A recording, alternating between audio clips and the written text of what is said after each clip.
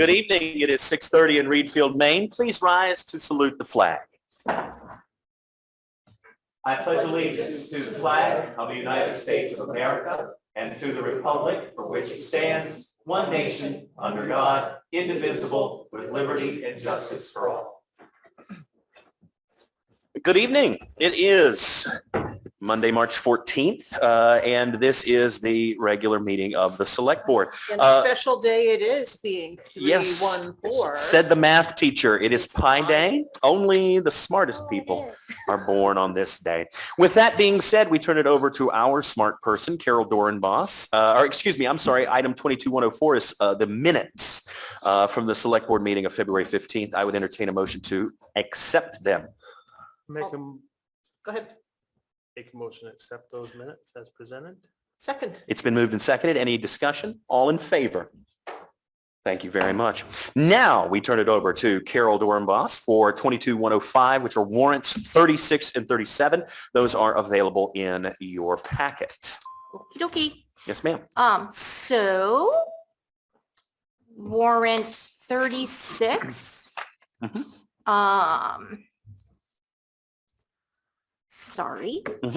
In the amount of $366,999.60 to various vendors. Some of the things that were of interest in that one, we have the standard $32,000 for winter road maintenance. There was an additional fee this time around for $16,453.77 to replenish our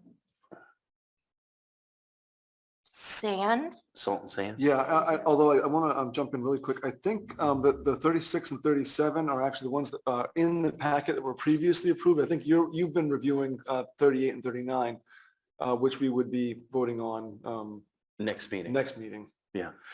So 36 and 37 would have been the last set you reviewed. I'm sorry. I was That's the one she's talking about. That's where the 48,000 is for Cushing. Yep. Okay. Yep. So this is the one in the packet. That does have the Cushing. Okay. 36 and 37. Yes. Okay. No, you're right. Then- Yeah, okay. continue. No, Okay. I was thinking about the one from tonight. I'm sorry. That's okay. okay. Yeah, that's okay. Keep And well, there rolling was a 1,697 that was for salt. there. Okay. And I think the 16,453, correct me if I'm wrong, was for sand. Because our supply was getting low and it's towards the end of winter. So we had to replenish that. Seems about right.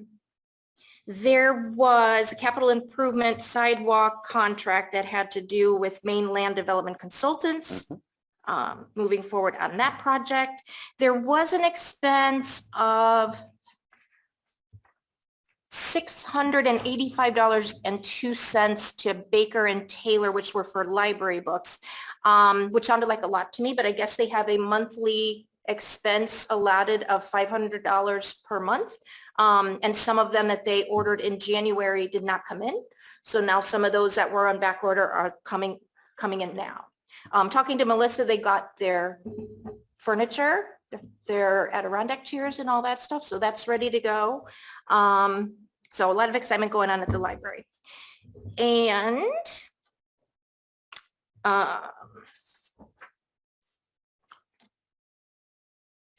$575.85 for overhead door company. Did that have to do with the transfer station, Eric? Something, I believe? I have Overhead to look door? at the account overhead door company. Just a second here. Let's see. I believe that's had something to like do it. with that. Yeah, with overhead door, it's either the transfer station or the fire station. Let me see if it Okay, has. maybe it was a fire I'm station. trying to look for the account. It just says building maintenance. Okay, Okay, yeah. So it's building maintenance. If it was building maintenance and not, because transfer station we track separately, so that would mean that it was for the fire station. Okay, thank you. Yeah. Thank you. And then, of course, the $288,602.91 for RSU 38. Those are the ones that I wanted to highlight. There was also one white sign, which was for public ways and signs on our roads, $634.19. That relates to the reason Kristen's here. Okay. Excellent.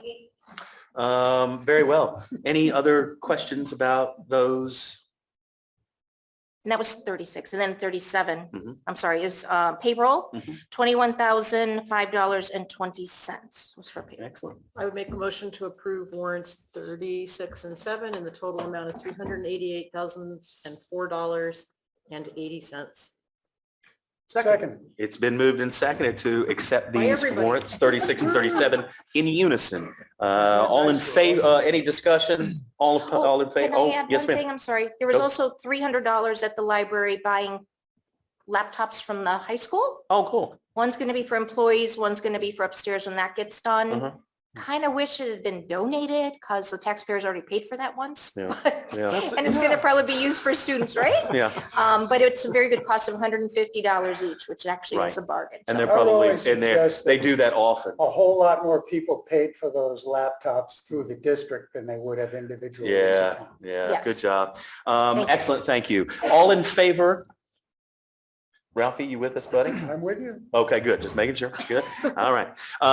Very well. We move now to to communications. We have 25 minutes allotted for this. We start with select board communications. Any member of select board can use this time to address the public if you would like. Yes, Sean. Yeah, I just want to say thanks to all the volunteers that helped with the youth fishing derby on Maranicook on, is that 2 weekends ago now? Yeah. Mm-hmm. They raised a total of $470 that week, that day. I think what was awesome was we had, I don't know how many kids out on the ice that day participating actively. So probably 30, 40 kids. So it was a really fun day. Considering basketball with COVID and such just kept getting pushed. I know one other kid might have been there and other families we know, but because basketball was that last day, it kind of Mm-hmm. interfered a little, but we can't plan for that. So, Right. but they did a Sometimes great that job. It happens. was an awesome day. So thank you, everybody. Yeah, absolutely. Anyone else? I actually have a select board communication that relates to the Board of Assessors. So what I'd like to do is currently explain that. And this particular case requires the entire vote of the select board. But I wanted to let you know.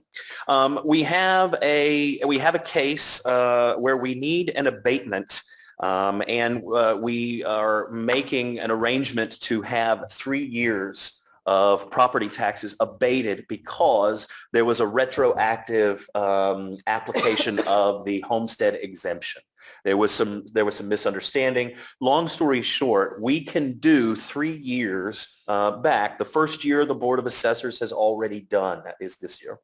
The 2 years that we need the full select board are for 20 and 21, year 2021 and year 1920. So those are, so the Board of Assessors suggests or recommends that we approve these abatements. And if you have any questions, I can tell you that the abatements are for the totals of $391 in 1920 and 2021, $439.25. It's a total of $830.25. I would make a motion to approve the 2 abatements as just discussed. Second. It's been moved and seconded to approve the abatements that have been recommended for passage by the Board of Assessors. Is there any further discussion? All in favor? Thank you very much. It'll be noted on here. Thank you guys very much. That was a really good thing. And thank you, David Ledoux, who is the town assessor. Do we have to sign those? Yes, Eric has the copy of it. Oh, okay. Yeah. Good. We move now to town staff reports. 10 minutes allotted for the treasurer's report as well as the manager or the town manager's report. Eric, this is your time to shine. Okay, thanks very much, Dennis. I'll start with the treasurer's report. May I interrupt you? Did we get a copy of these somewhere? The treasurer's report is on the Mhm. website. Okay, thank you. The town manager's report is just going to be an oral report tonight. Thank you. So with the treasurer's report, we are covering the month of February.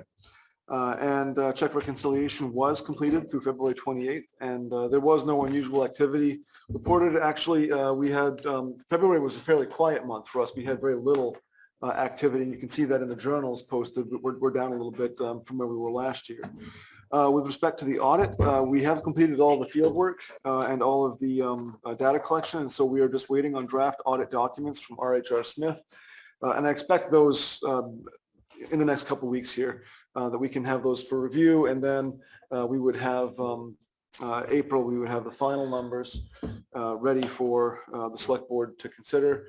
Again, this is RHR Smith's first year. This normally would not be this far out, but they only joined us in, I think, December to start the review process. So they're actually not doing too bad in that respect. With retirement, we have resolved all of the outstanding account issues that we are aware of. We do still have a couple of new employees that we have to enter into the system. But a lot of, we had representatives from the investment firm come meet directly with all the employees. They all got their time to meet and ask questions. And so we're in a much better place than we were a couple months ago with that. With respect to the budget, we're wrapping up the budget process. We'll be having several meetings in the coming weeks and months. Well, we have one Wednesday night with the joint meeting of the Select Board and Budget Committee, Select Board and RSU Budget Committee, to talk about the school budget, which we expect is going to be an 8 to 10% increase for the town of Readfield, based on the budget discussions we've had. So that one's important. It's also open to the public. And then we have our first public hearing for the municipal budget, which we do have control over. And that is going to be on March 24th, 2022, 6:30 p.m. We will have it here, but we will also have it on Zoom. So if folks want to participate that way, they can. And I will say that it's been a very good budget process. We'll talk about it later in the meeting tonight. But certainly not an easy one, but people have been working together, and that's fantastic. With respect to the comments on the month of February, it's a pretty standard month. Some things had increased, some things had decreased, but we should be about 67% expended for the year to date. And we're not far off from that in most cases. Receipts were down slightly for the month, but up modestly for the year to date. The revenues are slightly lower for the month, related to changes in other revenues, and that's likely because we had an influx of revenue last year, because February of this year seemed to be a pretty standard offering. The revenues are up for the year to date, so that's a positive. Expenses are up slightly for the month and down for the year, mostly related to capital expenses. Again, that's where we like to keep it. We want revenues just a little bit above projections and expenses just a little bit below projections. Everybody, that works out very well for us to have that approach, and we've been pretty good about maintaining that. There are a few things to keep an eye on, but as I said, everything looks fairly standard. It's a quiet month in February, and things will really start picking up March, April, May, June, towards the latter third of the year. Sounds good. Go for it, Ralph. Yeah, buddy. I'm just hoping that Sean and Carol are still going to be our in-person representatives to the Wednesday meeting. Actually, anybody can attend. I All right, but- heard from, yes, I will Okay. be there. But as many as wants to go can go, from Jay. Did Maranacook adopt a mask optional policy yet? They did. The I think, students aren't wearing them. They did? Yeah, Yeah, they did. yeah, it's optional. Oh, so then we can all attend if we want to. Yeah. Okay. Yeah, voter. Cool. I'm going to be There there. will be a chair there for everybody, even if they don't know if you're coming, so Mhm. let's make it look good. and fill So, up the yeah, radio. Yeah, I So usually, since I like you to go fill there. those chairs- Although that one time I kind of, that was a whole story. Anyway, yeah, sorry, that was good. Any- Dennis, with you, lots of things are stories. It's a lot of stories. Eric, anything else for the treasurer's report? No, that's really it. Excellent. If you don't mind, I'll move on to the town manager's report. Please Just do, two and quick thank you. updates. Yes. So we have signed the agreement for street light installation. So that's everything's in place. Now we're just waiting on an installation date. Good. We've had, since we've been starting that process, requests for more installations. I actually need to get back to Sean Roderick about one that he's requested. There are a few other places around town. It does take some time to get that moved through the process. We have to work with CMP, identify the poles and do a lot of that work, but and also budget for it, because with this batch of 5, we're probably about $600 overexpended in the streetlights line. We do have flexibility to make that happen in the division overall, and if not the division and the department. Mhm. But I just wanted to make a point that when we put up streetlights and we talk about this, there is more interest, and we're probably going to continue to need to put in 2 or 3 a year, or we should plan on something like that, so we can make sure that we can meet the need if the desire is there. I think it's fantastic. I think we obviously have pinpointed now in this new round a group of intersections that need it. And we also, the savings that we're seeing in terms of the energy bill is outrageously large. So I agree. If safety and people, if we feel like we like it, I like working that in. Anything else? Yeah, Okay. so I'll keep on the street kick. Yep. And we did have a winter road plowing RFP pre-bid meeting. Mhm. And I was expecting 0 or 1 applicants, potential bidders, and we had 4. Okay. So that's a really good showing. I feel very confident we'll have at least 2 or 3 proposals, which creates an honest amount of competition. And I'm feeling much better that I'm not going to have our maintenance crew learn how to get their CDL licenses. Yes, good Can you idea. tell us who those persons were that attended? Yes, we had Scott Horn was represented there. Mark Burtwell, who just with Burtwell Farms has the Wayne contract and is also a former employee here. We had Mainly Paving, who has done some great work for us in the paving field, and they're looking to have some winter work for their crew.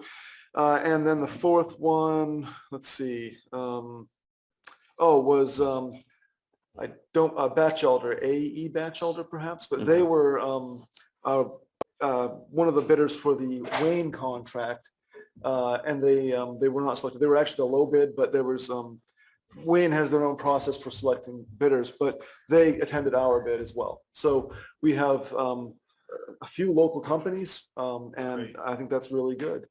Excellent. The last item I want to point out is that the roads are posted. We are keeping track of that, and we do request that that folks stay off the roads with heavy vehicles. If the roads are not solidly frozen, and if it's not below 32 degrees, both of those conditions have to be in place. It was funny, we had somebody deliver a refrigerator to the parking lot of the town office because those Lowe's trucks, they run really heavy because they do massive deliveries at once. And so they kind of whipped in here, and I was like, well, there is a posted sign there, but I forgave it because it was a clever way to get it taken care of, and people need appliances. But in any event, I do ask that folks try to be mindful of that, and that we not have caterpillars and heavy equipment running down the roads. So Probably a good idea.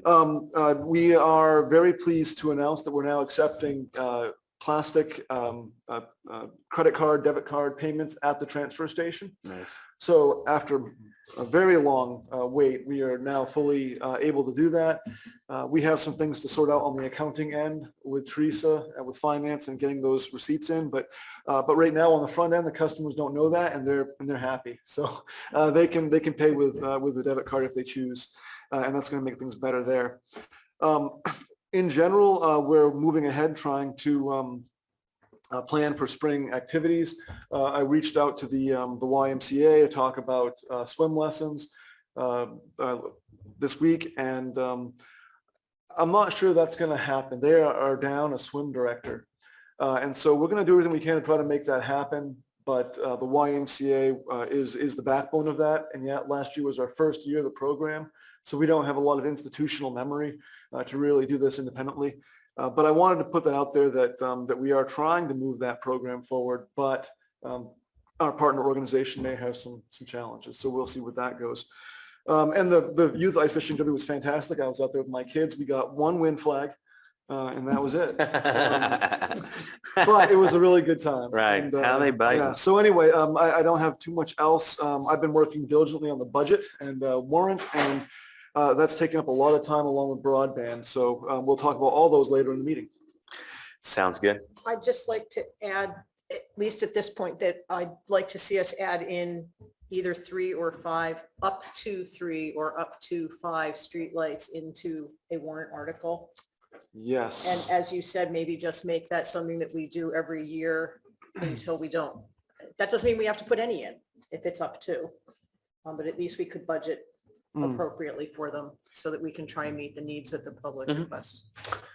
you still got time to do it. So yeah, I'll make a note. Anything else for the treasurer's report or the town manager? All right. Great job. Thank you, Eric. We now move to a robust boards, committees, commissions, departments, and the minutes. In our packet, you should have received a number of these minutes. Minutes from the Appeals Board, Board of Appeals, excuse me. Minutes from, I'm going to just scroll through them all. Minutes from the Budget Committee of Readfield, which is doing incredible work. So thank you very much. Minutes of the Broadband Committee. And that is an incredible amount of information. So thank you very much. Minutes from the Cemetery Committee. We appreciate Ben as the sexton and the work he does. The Comprehensive Plan Committee, the Conservation Commission minutes that were included. It's nice to see a line of that. The Recreation Committee, as well as the trustees of the library. And finally, the Trails Committee of Readfield. That brings to an end our, and the Solid Waste and Recycling Committee. So what I realize is when you ask folks to give minutes, they produce them and they're in there. Go for it, Eric. I just wanted to point out that Marty Hanisch is here.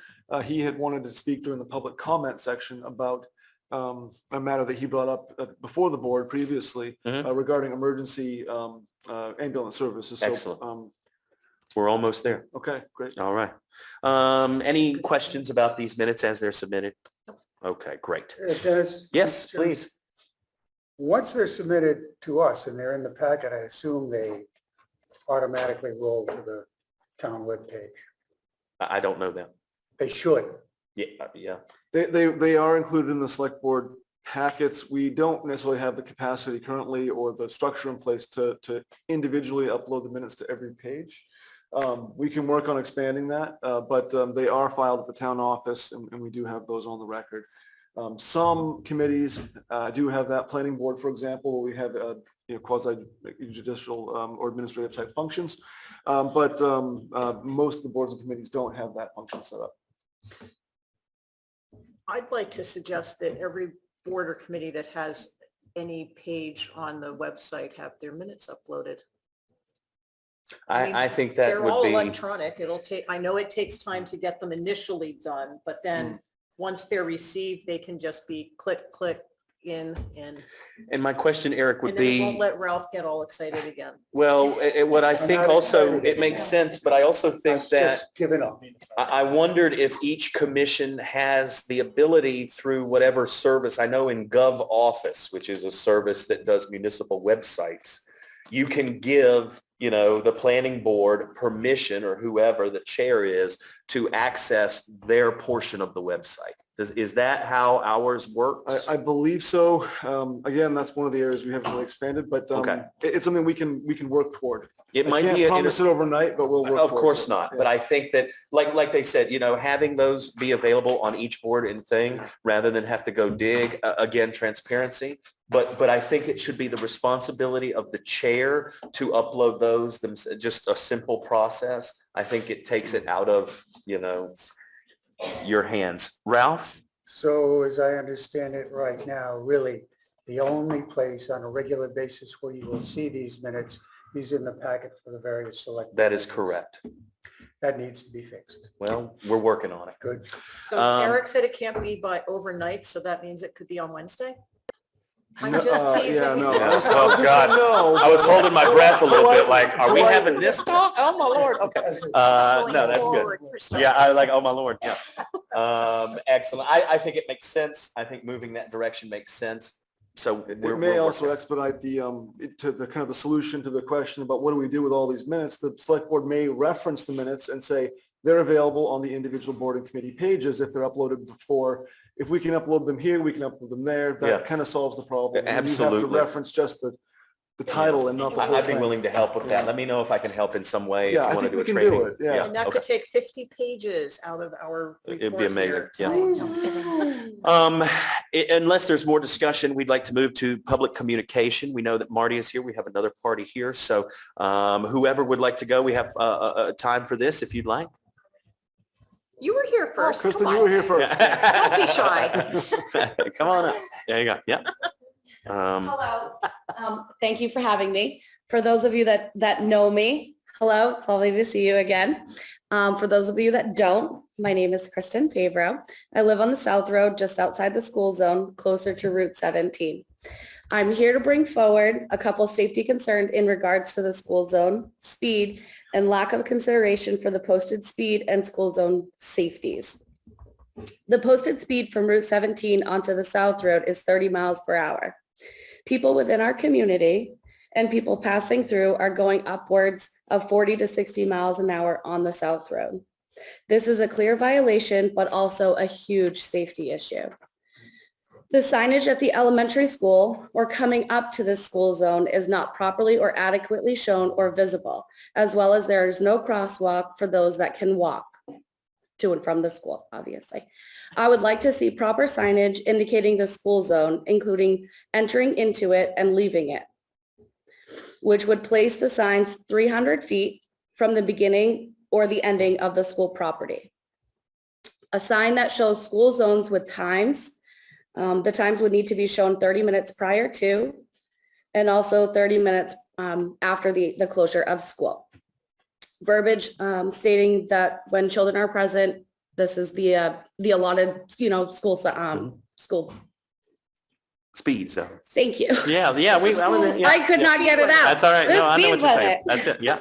I Absolutely. believe South Road has become a raceway and puts our children and our community at risk. I have not seen a sign near our elementary school that shows children are at play. I believe our community needs to come together and protect our children, and the first step is a sign. You may be thinking, how does the sign protect our children or our community? It's not the sign per se, but the awareness we need to bring to our community and those that pass through that they are violating the law and putting our children and our community at risk. I appreciate your time, consideration, and attention to keeping Readfield a safe community for our children to grow and safely play. Nice. Thank you, Kristen. Thank you. very much. Eric, did you say you have something that responds to that or relates? Oh, yeah, absolutely. So the purchase of the signs, we do have those purchased. We did meet with the superintendent and the facility supervisor for the RSU to talk about the situation, because speeding is one of the major considerations, but there's also the fact that there's a lot of traffic and there's a lot of vehicles turning and a lot of parking that actually happens on the street. And not just related to the COVID queuing either, but during events, there's a lot of parking on the street. So we have ordered the signs. We do have a plan in place that as soon as we're able to do dig safe, mark the location, we will be putting those signs in the appropriate location with the appropriate signage. So it'll start off with the school zone sign in the green. Then it will have the speed limit. Right now, we just have an advisory sign, which is the yellow with the black. That has no weight. It's just advisory. But by putting in the white sign with the black, that's fully enforceable and the sheriff can pull people over. We then have below that will be the, as Kristen mentioned, the school times, 30 minutes before and after the opening and closing of the school. And then below that will be a note that says higher fines. Because we are allowed, and the sheriff's office is allowed to double fines for speeding in that zone during those times. So that whole stack will have two of them, one each direction, along with the entering and ending the school zone signage. So that's in fact, we also talked with the principal, about parking at the Readfield Elementary School. And right now, one of our maintenance staff is working on a draft plan to propose a 20 to 30 stall parking area adjacent to the existing ball field. And the principal was excited about it. We've talked about it before, but they have a real problem with parking at that facility. And as much as we put in taxes and all the improvements that were made, not addressing one of the fundamental safety issues that we have in the town of Readfield, I think was an oversight. And so one of the things I'm hoping we can talk about and suggest at the joint budget meeting on Wednesday is the need for them to put away $20,000 to $30,000. I think that's a fair range to actually put in that gravel parking lot at the school to add, 50% capacity over what they have currently. I think it's attainable. And I think that there's support for it. Only question is whether we get the money in to do it. So that's what I'm hoping we can do. It needs to have a date if we're going to ask them to do it. Install this by. Otherwise, sure, I'll install it in 10 years. So. Yeah, go ahead, Ralph, and anybody else? Go ahead, Ralph. Do we still have that speed monitoring machine and flashes speeds and monitors? We do, and that goes out It as soon should- as we get above Okay. regularly freezing temperatures. Well, So, that should obviously then become a priority site. yeah, it always And- is. And Yeah. from what I understand, it can record speeds at certain times of the day, which you can pass on to the sheriff's department. Yep. So you can schedule the appropriate enforcement, because I do believe that you can have all the signs in the world, but it's not going to slow people down until there is rigorous, regular enforcement. And the other thing I will say is that that's not a through road to get you somewhere else. The people that are doing this are your neighbors. Yeah. I have actually, I'm sorry, you have to, sorry. Yes, thank you, Kristen. I have actually called and spoken with the sheriff's office and the state police. And we have actually had a lot of presence out here on the South Road during pickup times and, drop off times where the sheriff is made aware of it. Yes, we have a sheriff that lives on the South Road, but, he doesn't patrol our area. Right. But yes, there are some other things that we can do, as Eric and I had talked, we talked if the signage doesn't work, we could put up some, maybe put some things up in the middle of the road like Mount Vernon has. Yeah. As well as potentially a grant that could have been written for the flashing signs Mhm. that I believe the bus garage, Kelly Thompson. Close. Yeah, I don't know which one, but yeah. Yes. She wrote in for Mount Vernon for that, but she also added Readfield into that. And I'm not sure if she was, if we were granted it or not. So there's definitely some improvements that we can make for sure. I just want to say that I would be willing to, it seems to me that what we're looking at is once we get these signs up, right now there's no enforcement there. It's difficult because the signage isn't there. The signs will then create one level of enforcement with the idea that we can have all of these other things. I'm willing to look at any number of various solutions because I think you're absolutely right. There are some times where it's like, I've got to get over here and I'm going to take Beaver Dam Road because I don't want to go all the way down and turn on the left.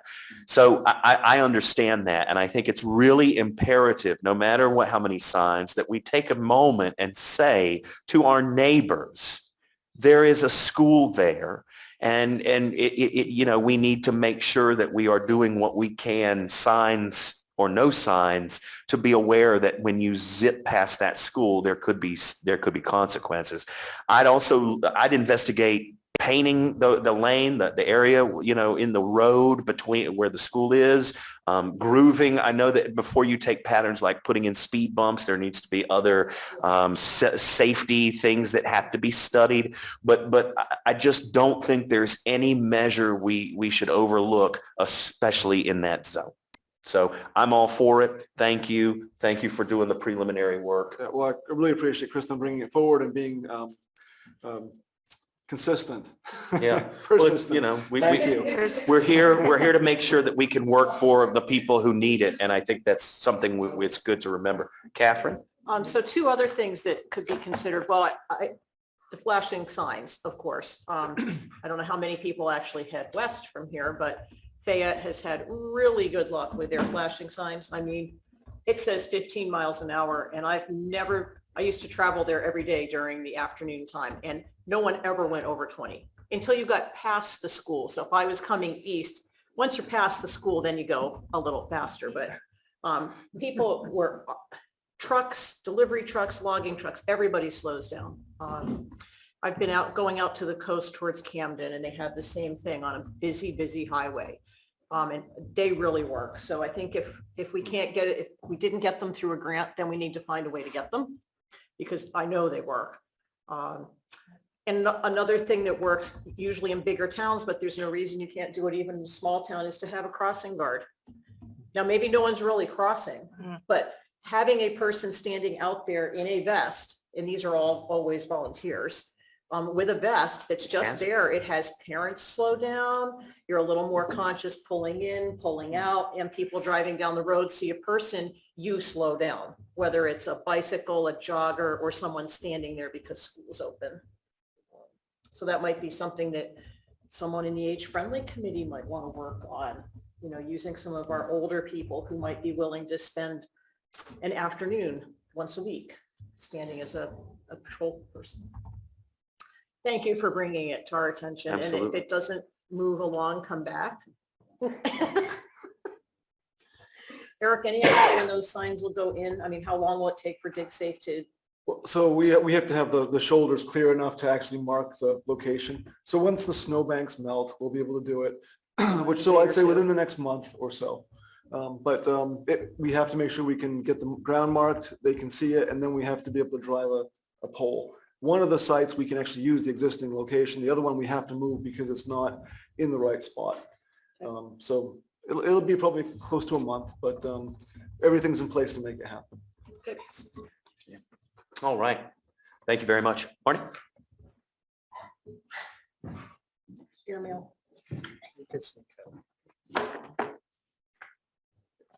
Hi, I'm Marty Hanisch, Sturtevant Hill Road, and I'm bringing to you another safety concern, quite different and non-competing at all. The Select Board has already had one meeting at which it addressed the slowing down of ambulance response time in Readfield. And at that meeting, Mr. Davinsky, who heads up the Winthrop Safety Program for Readfield and several other towns in the area, explained that the concern, what was slowing things down was a lack of staff, that they have 2 ambulances and they typically can only staff one because they have no staff. And that can really slow things down. I had an accident in November and an ambulance was pulled in from Augusta. Glad they were able to help under the multi-town agreement, but it took much too long to reach me. So Elaine and I have begun following up on this, looking for things that we could bring to the board for implementation. The first thing is that it's very obvious that this is a problem, it's a statewide problem, and it's far beyond the ability of one town to solve this problem. But we do belong to several regional and statewide organizations which may be able to pull people together to address this on a broader scale. So I took it on myself to go talk to the executive director at the Maine Municipal Association, Kathy Conlow. And I made it clear to her that I was not authorized by the town to request anything. I was just trying to gather some information. And she indicated that the Maine Municipal Association is aware of the problem. In fact, they know that there's the same problem with firefighters. And they have recently held a meeting of the fire chiefs to see if they could come up with a statewide solution to the firefighter shortage, and they could do the same thing for EMTs. So what I'm asking the board to do is to acknowledge in a formal way that there is a problem, that it's beyond our ability to solve that problem on our own, and that Readfield is willing and prepared to work through the Maine Municipal Association to pull people together from different towns, different services, educational institutions that can train EMTs, possibly approach the governor to get some of that money that she's talking about pumping into next year's budget to address this problem. And to, in addition, and finally, to designate somebody on the board as the official contact for this project. I'm willing to participate, not representing the board, but I'm willing to participate in any way that I can help move things forward. I used to work at the Maine Municipal Association, and I know the people there, and I know how they work. So I may be able to help facilitate, this effort to pull people together. We've all got this problem, and what can we do about it? So that's my plea. Thank you, Marty. Guys have any questions for this?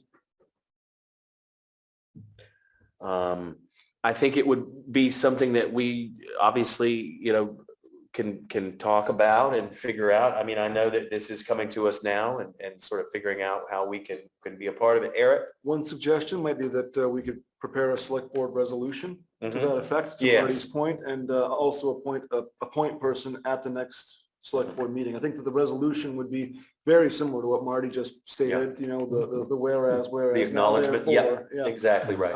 And I think that's one approach the board could take to put some weight behind this, and we could share that with other municipalities. Yeah. And say, hey, would you be willing to do something similar to support MMA in this effort? Yeah. So- I think I would that's be a part of great that. idea. And let's get our state representative, is that still Craig Hickman? Is he our Our senator? rep is Tabus Hassenfuss, Yeah, but our Tabus. senator is Craig Hickman. I'd like to have a copy, once we do this, let's get a copy to them and ask them to also spread it around to other members, at least in the area of Kennebec County. I mean, Yep. it's really a statewide problem, but Right. if we get something going, once a whole lot of people sign something, you tend to get more Agreed. attention paid to it. So great idea. Thank you, Marty. Okay, thank you. I did want to let you know, Marty, that one day, living on Route 17, as Carol does also, we hear a lot of the ambulances go by and the fire trucks from all towns. But one afternoon I saw John going by in his pickup truck. And I said, oh, well, the ambulances must be all full. About 3 minutes later, there came the ambulance right behind him. So I know that one of his solutions was that whoever's on administrative duty will go out when there is no one available locally or the responding community is farther away. So I do know from watching that he is responding as much as he can. So they're trying. I can tell you that Elaine and I were very impressed with him. He gave us an hour-long conversation a couple of weeks ago, and his devoting an hour to it shows how serious he is. And they're doing everything they can with interlocal agreements and trying to get per diems to come in to cover shifts. But the workers are not there. And there is training available. The community colleges have all put a big emphasis on what they're calling a workforce development. And this is a natural. Some of them have these programs to $1,300 tuition for the program. And if we could get the legislature to fund that, I think that would really, get more people trained. So there's a bigger pool to draw from.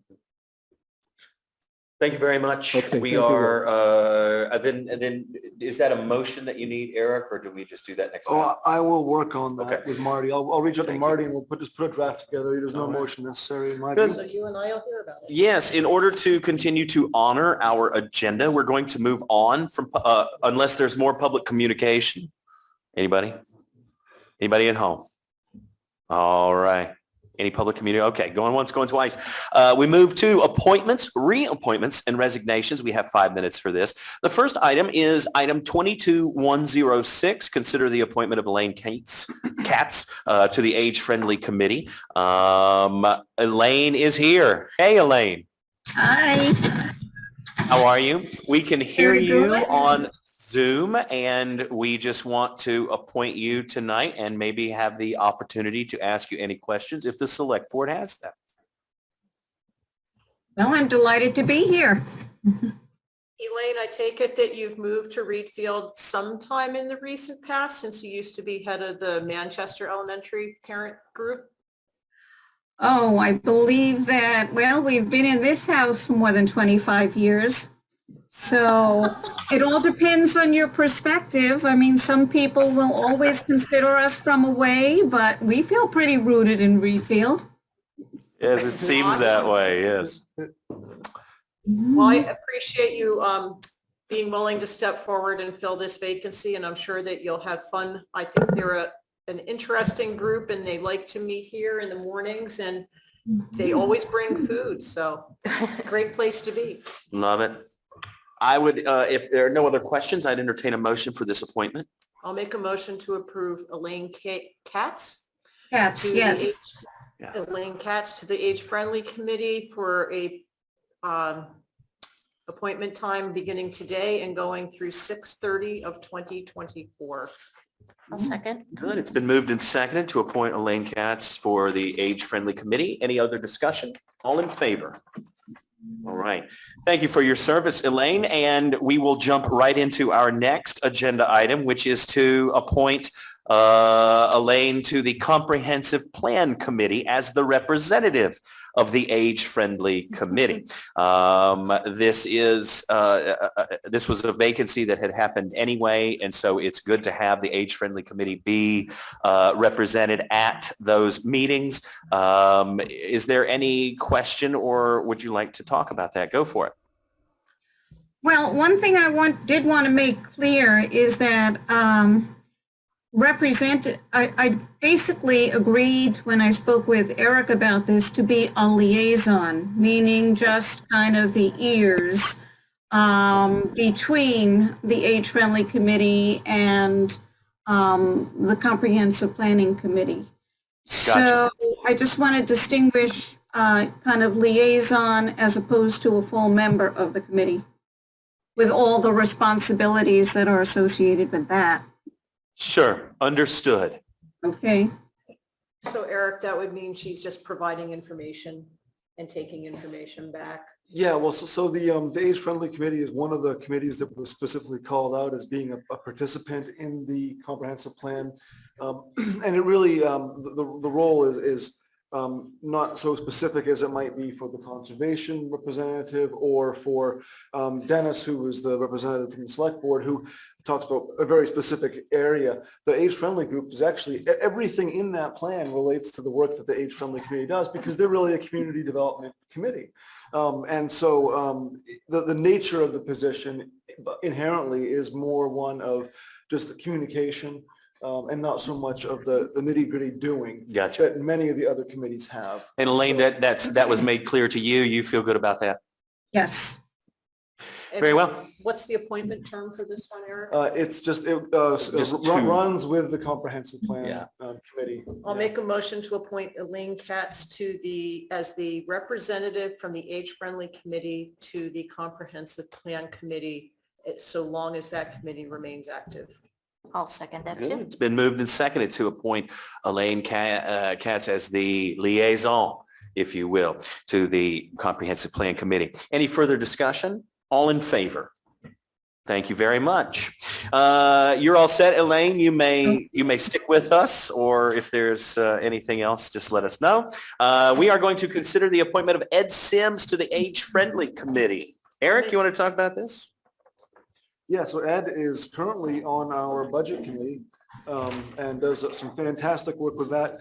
He has been very excited by the prospect of expanding the work of the Age Friendly Committee, particularly with the Neighbors Driving Neighbors program, which we have a real opportunity to bring to the town of Readfield. It's a separate third-party kind of nonprofit. They're looking to expand, and we are fortunate to be a neighbor.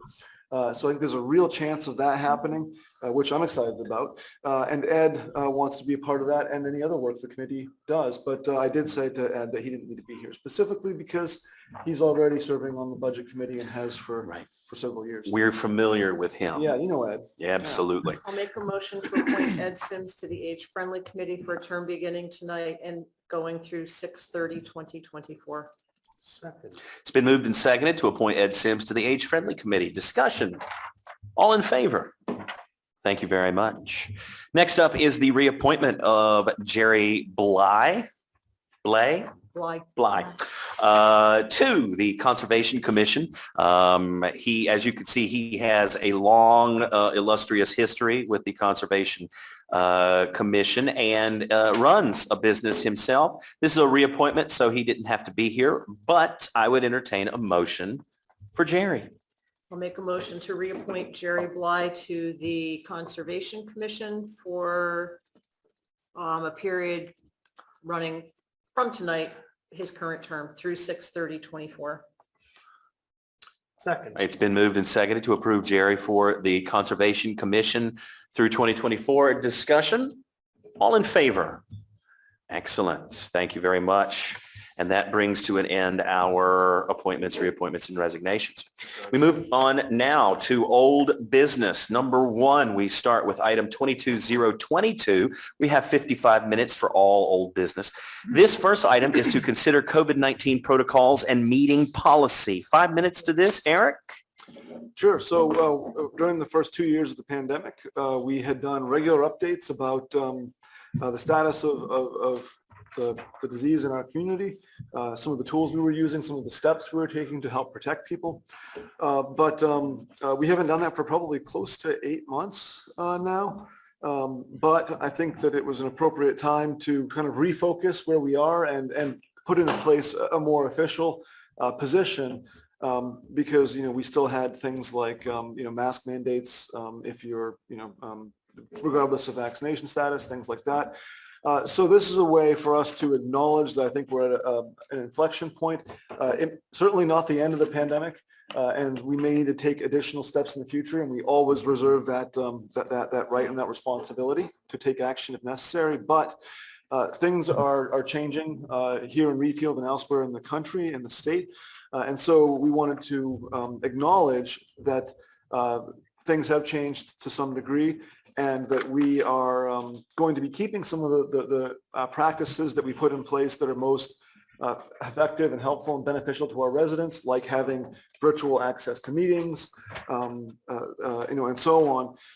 But also thank everybody for their diligence over the past 2 years, because it really is 2 years almost to the day since I put that first memo out. And boy, it's been a ride. I actually had COVID last month.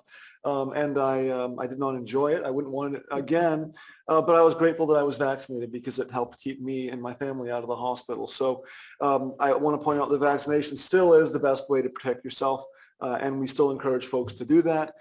And in short, I highlighted and summarized where we are, what the plans are. Another one of those programs that was really helpful that we're keeping is senior hours at the transfer station. Wildly popular, not a huge demand on staff, but it makes a big difference for the folks that utilize it. So things like that. And really, we're trying to get things back to normal as much as possible. The town office, we are open to having folks rent the hall again. We do not require masks at the town office or at the transfer station or any other. The library, I think we're still waiting for them to make a decision on their own independently. Same with the fire station. I'm not going to supersede the fire chief on that. But as far as the town buildings that we do have oversight over, masks are not required. And unless someone has protocol for close contact or infection, then yeah, wear a mask to keep us safe. Thank you. But outside of that, I just wanted to bring this forward as an official position. Hopefully the last time we have to talk about it for a while. The other point is that it is getting to be time for folks to start returning to meetings in person. I know that people still have medical needs for themselves or their families, but I think it's very, very important that boards and committees and their membership meet in person if at all possible. I believe it's a better experience for the committees and for the members of the public. We are going to still try to allow and facilitate the electronic means, but I think it's important to get back together again. So that's my summary of these changes and the actual kind of statement of I won't say position, but just where things are. And I'm happy to take any questions. Nope. ahead. Yes, please. No, I want you to. So I take it that means we can take the signs down now. And also I noticed on the website that we don't have the transfer station hours posted for Thursdays for seniors. So I think that should be noted on the website. Yeah. And it as just well went as- out on the Facebook page. It's just been put on the Facebook page Yeah. and also on this sign at the transfer station. And they're not like restricted to, I mean, they're senior hours. So it's not like it's just open to anybody who just doesn't feel like they can make it on Saturday.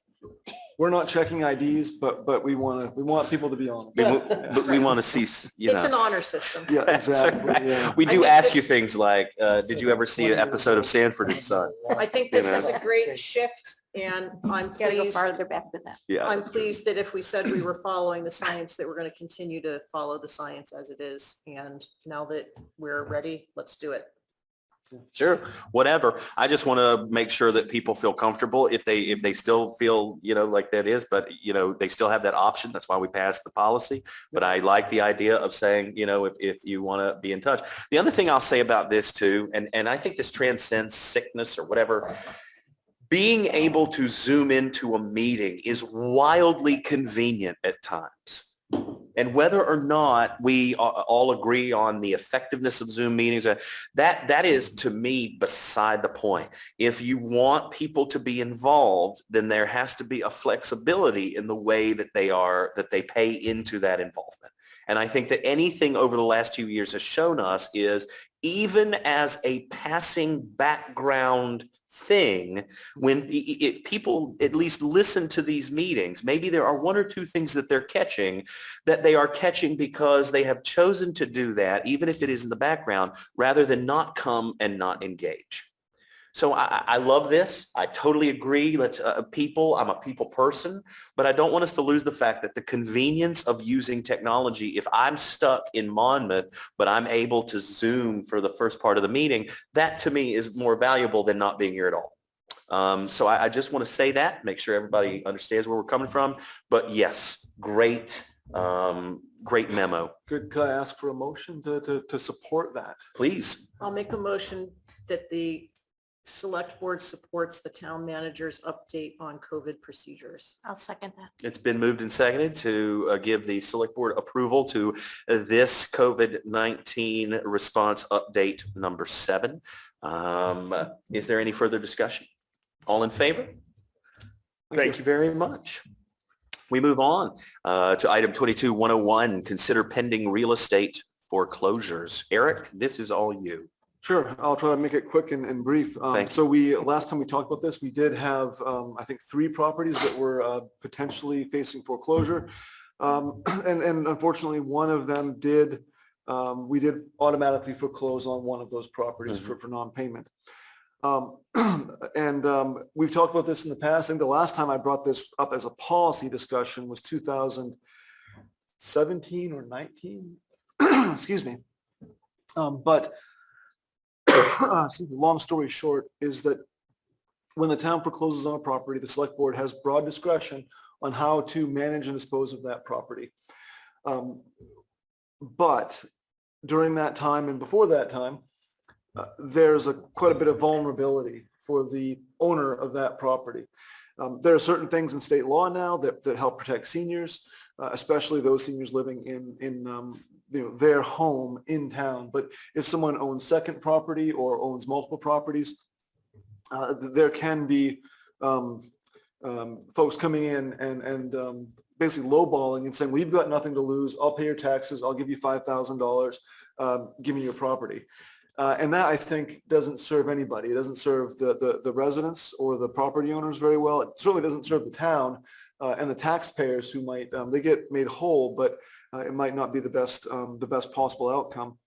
I think that there's an equity issue with that. And so I think that if we are able to make a statement to our community that the select board intends to give as much value as we can to the property owner, that might be a good way to go. And it might not be in every case.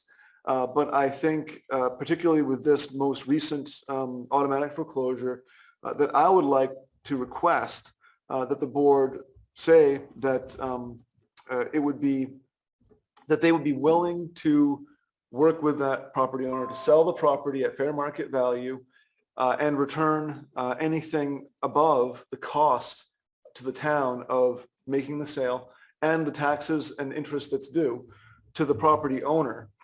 That could help prevent and buffer against some of these sales that are not best beneficial to the property owner. People sometimes have trouble paying their taxes, and I think we don't want to have them lose their property and lose the value that they might have in it. And so I guess to wrap it up, I think that this is one of those cases where it would be beneficial to exercise the freedom that's already built into the tax, the foreclosure process to do what some other towns are doing and say, if the town takes your property, we're going to help you sell it to get fair market value. And that takes the pressure off. They don't feel like they have to sell it for $5,000 just to make something when they might make nothing otherwise. So. Yes, ma'am. You can go ahead first. No, please. I want you to. So I just want to explain, I've talked to Eric about this, and having been on the board for a long time, I've been here when we did foreclose on another property, but the state policy is if you are senior citizen status, I don't know if that's 62 or 65.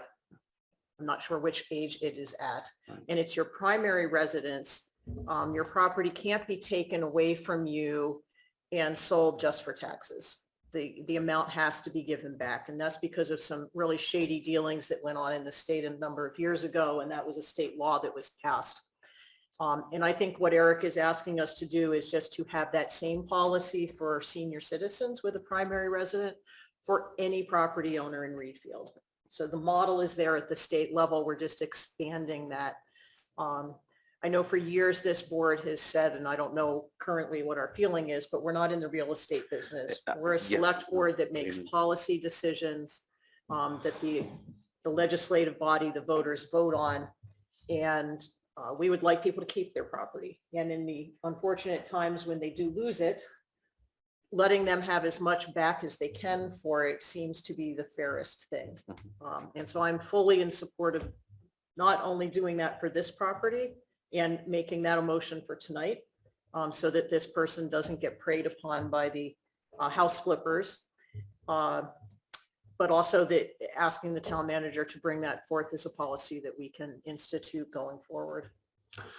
I have been on the select board. This is my 5th year, and there were a couple of years where I was so proud that we were able to avoid the foreclosure.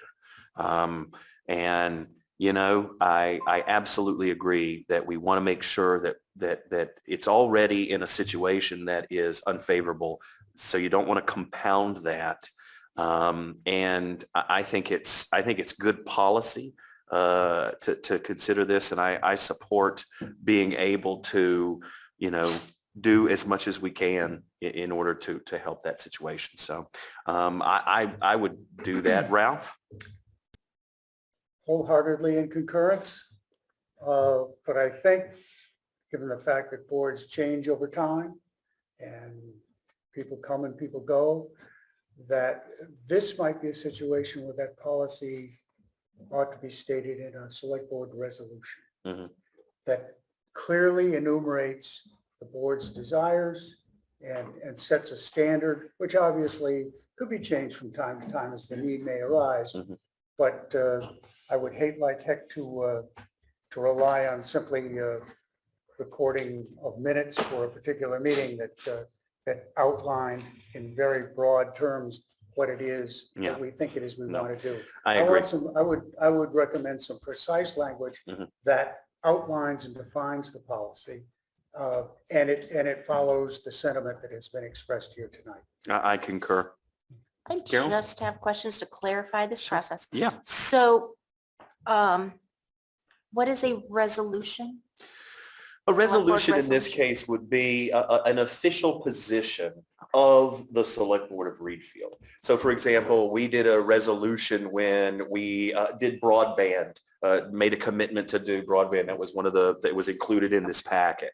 A resolution for one that we just did tonight that we said we do. Marty. For Marty to affirm that, yes, we agree, we're going to, as a select board, we agree with the position to pursue ways to solve our EMT issue. So little things like that, just as an official position. It matters in that, like Ralph said, if boards change, at least the policy is we generally want to stay away from being in the real estate business. And when a property is foreclosed upon, is that when there is an auction, or how is it even? That's multiple different ways that can go, but generally, Eric. Yeah, well, so the foreclosure happens automatically if taxes are not paid. We always work to get them paid if we can. Dennis made a point of that. And it's a long time. If they're not and we foreclose, then they have 30 days to redeem the property by paying not just the 1 year that they had a foreclosure that was subject to foreclosure. They have 3 years of past due taxes because the oldest taxes are always paid first. So whenever someone gets foreclosed upon, they always have 3 years of past due taxes. 3 years. And fees and all of those other things. So they have 30 days to pay that. In this case, it would be April 1st. And I would love to be able to go, or send a letter or even go to Augusta where this person lives and say, hey, the select board is willing to help you sell this and give you fair market value, less what you owe us and less what it costs to sell this. And that can make a big difference in how someone makes a decision and how much value they get out of their property as opposed to being the subject of what we talked about, somebody taking advantage perhaps. Okay, and Kathy, I'm sorry, can you restate what the difference is between the state policy and what we're asking? The state law that was passed was for senior citizens. You can't put them out of their home just for the price of taxes if it's their primary residence. If it's their second home, it doesn't matter how old you are. But that was meant so that seniors would not be put out because they live in a property that has gone up in value where their income hasn't. They're not able to pay their taxes, and then they lose the property and all the money they've had invested in the property. And so the state abolished that. So if that happens in your town and those conditions are met, then you have to give them what Eric is talking about. The net proceeds after interest, taxes, legal fees, real estate sales, transfer taxes, and all of that. Yeah. But we're saying regardless of age, is that the difference between the state and Yes. ours? Got it. That's what we're proposing. Okay, And then the thank you. difference between a resolution and a policy is the board makes a policy. We can make any policy we want. And we agree on it. And then the next board can come and change that policy because they're made by the board. So they're not like an ordinance where the board and the town come up with a statement and then the voters vote on it. Then that stays the way it is until the voters change it. Whereas things that we come up with for procedures and policies, we can change. And so the resolution is trying to make that a little stronger. Okay, thank you. And I totally wholeheartedly agree. It'd be a sad situation for somebody to profit from that kind of Amen. occurrence. I agree. Yes, Ralph, go ahead. Resolution can still be binding. It doesn't have the full force of an ordinance, but it gets you a long way there. And as I say, it clearly defines a town policy, and we're one of the boards that sets policy. Thank you. So I I'd like- would, do you One want to? motion? Yes, I think I'd that like- would be appropriate. I'd like to make a motion to direct the town manager to contact the former property owner that was foreclosed on and present to them the situation we have discussed about purchasing, about selling the property, and they will get the net proceeds. And they still have time to come up with $3,000 and change and reclaim the property. But if that doesn't happen, Right, if they Yeah. cannot meet the, so Reclaim if it. by Yeah. April 1st, they don't meet the reclaiming process and payments, then this would happen. But the authorization is for the town manager to contact this person immediately. Mhm. Yep. So that they know that there is a different option on the table. A second. Good. It's been moved and seconded to, as proposed. Is there any further discussion? I just want to point out one thing, and I just want to take a moment. These are the types of things that we try as a municipality to be as humane and as understanding in these situations as possible. And that's something I think is important to point out and to say that, you know, it's generally our feeling all overall is try to work with folks and make sure that everybody feels good about what's happening. So sometimes that's hard, but we try it anyway. All in favor? Very well. We move to item 22062. Discuss the fairgrounds multi-use enhancement project status and next steps. We have 10 minutes for this. I think that's why Miss Hannah Flannery is here. Come on up to the podium, Hannah. Introduce yourself. Tell us your favorite color.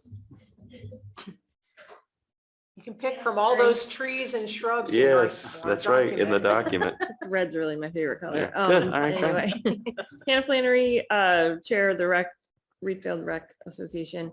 And because I was in this room, but it wasn't actually a select board meeting, I have to remember what I have not updated to you guys. So since the last update, we have gotten a concept plan from the landscape architect, and presented that to the capital improvement budget meeting. And then with the general support, a few concerns about some drainage and groundwater, which we are working through and further discussing. Putting a placeholder for funds of 500,000 to cover costs, also applying for an Alphon grant in hopes to cut that cost in half. And also the estimated cost hopefully for the proposal would be less in the end, but we're not sure about that total number at the moment. So sorry, there's one more piece, but Well, I have a question for you on Okay. that part, which can go to you and Eric. So I think you just mentioned that you have applied for a grant or are applying for a grant that may help to fund up to half of this project. That's awesome. yes. And is it possible that we will get a more refined amount for the project before the budget actually goes to print? Probably not before it goes to print. I think Okay. certainly before we vote on it. I expect that at our June 2nd budget, our public hearing, where we really get into the details, this project will be much more developed at that time, because we have finally, I think, started to come around some real consensus around the fact that this project should move forward, and very much that it should look a lot like this plan. So now that that's in place, we can start getting into the details of topography and design, because a lot of this is materials heavy. We need to have the locations of things in order to estimate how much it's going to cost. Mhm. So that's in process. And the other thing that I think needs to happen is, a few more public outreach sessions, maybe talking to the neighbors, but all that stuff can and will happen. But I'm just really excited that we're where we are now, which I think is at a very good point. Absolutely. The borrowing ahead. article will be an up to. Absolutely an up to amount. So if we Yes. know prior to the budget, when we have the public hearing, that the cost is now, say, 400,000, then even though the voters would be voting on 500,000, we wouldn't be borrowing that much. And then if you got a grant for up to half of that, say it was a $50,000 grant, we would only borrow the 350 then. Exactly. And that's what we will explain to people. So I think that's really helpful. And we did get an email from Eric today. And it was from the Conservation Commission, is that correct? Yes. Yep. That they are feeling much better about this project. And they have a few questions, as you mentioned, about the wetlands approach, but that they're much more in agreement now with this plan that was done with the landscape architect. So I think everybody's pretty much on the same page now, which is great news. Bruce is on Awesome. Zoom. Pardon me, Frank? I'm just saying, I think Bruce is on Zoom if he. Yeah, He was just I us am now. here. I have trouble getting my camera on, so you're just gonna see a blank square. But, That's okay. Pardon? I said, Can you that's hear? okay. We can hear yes. you. The commission, the commission will express what Catherine just said. I mean, we sent Eric a note.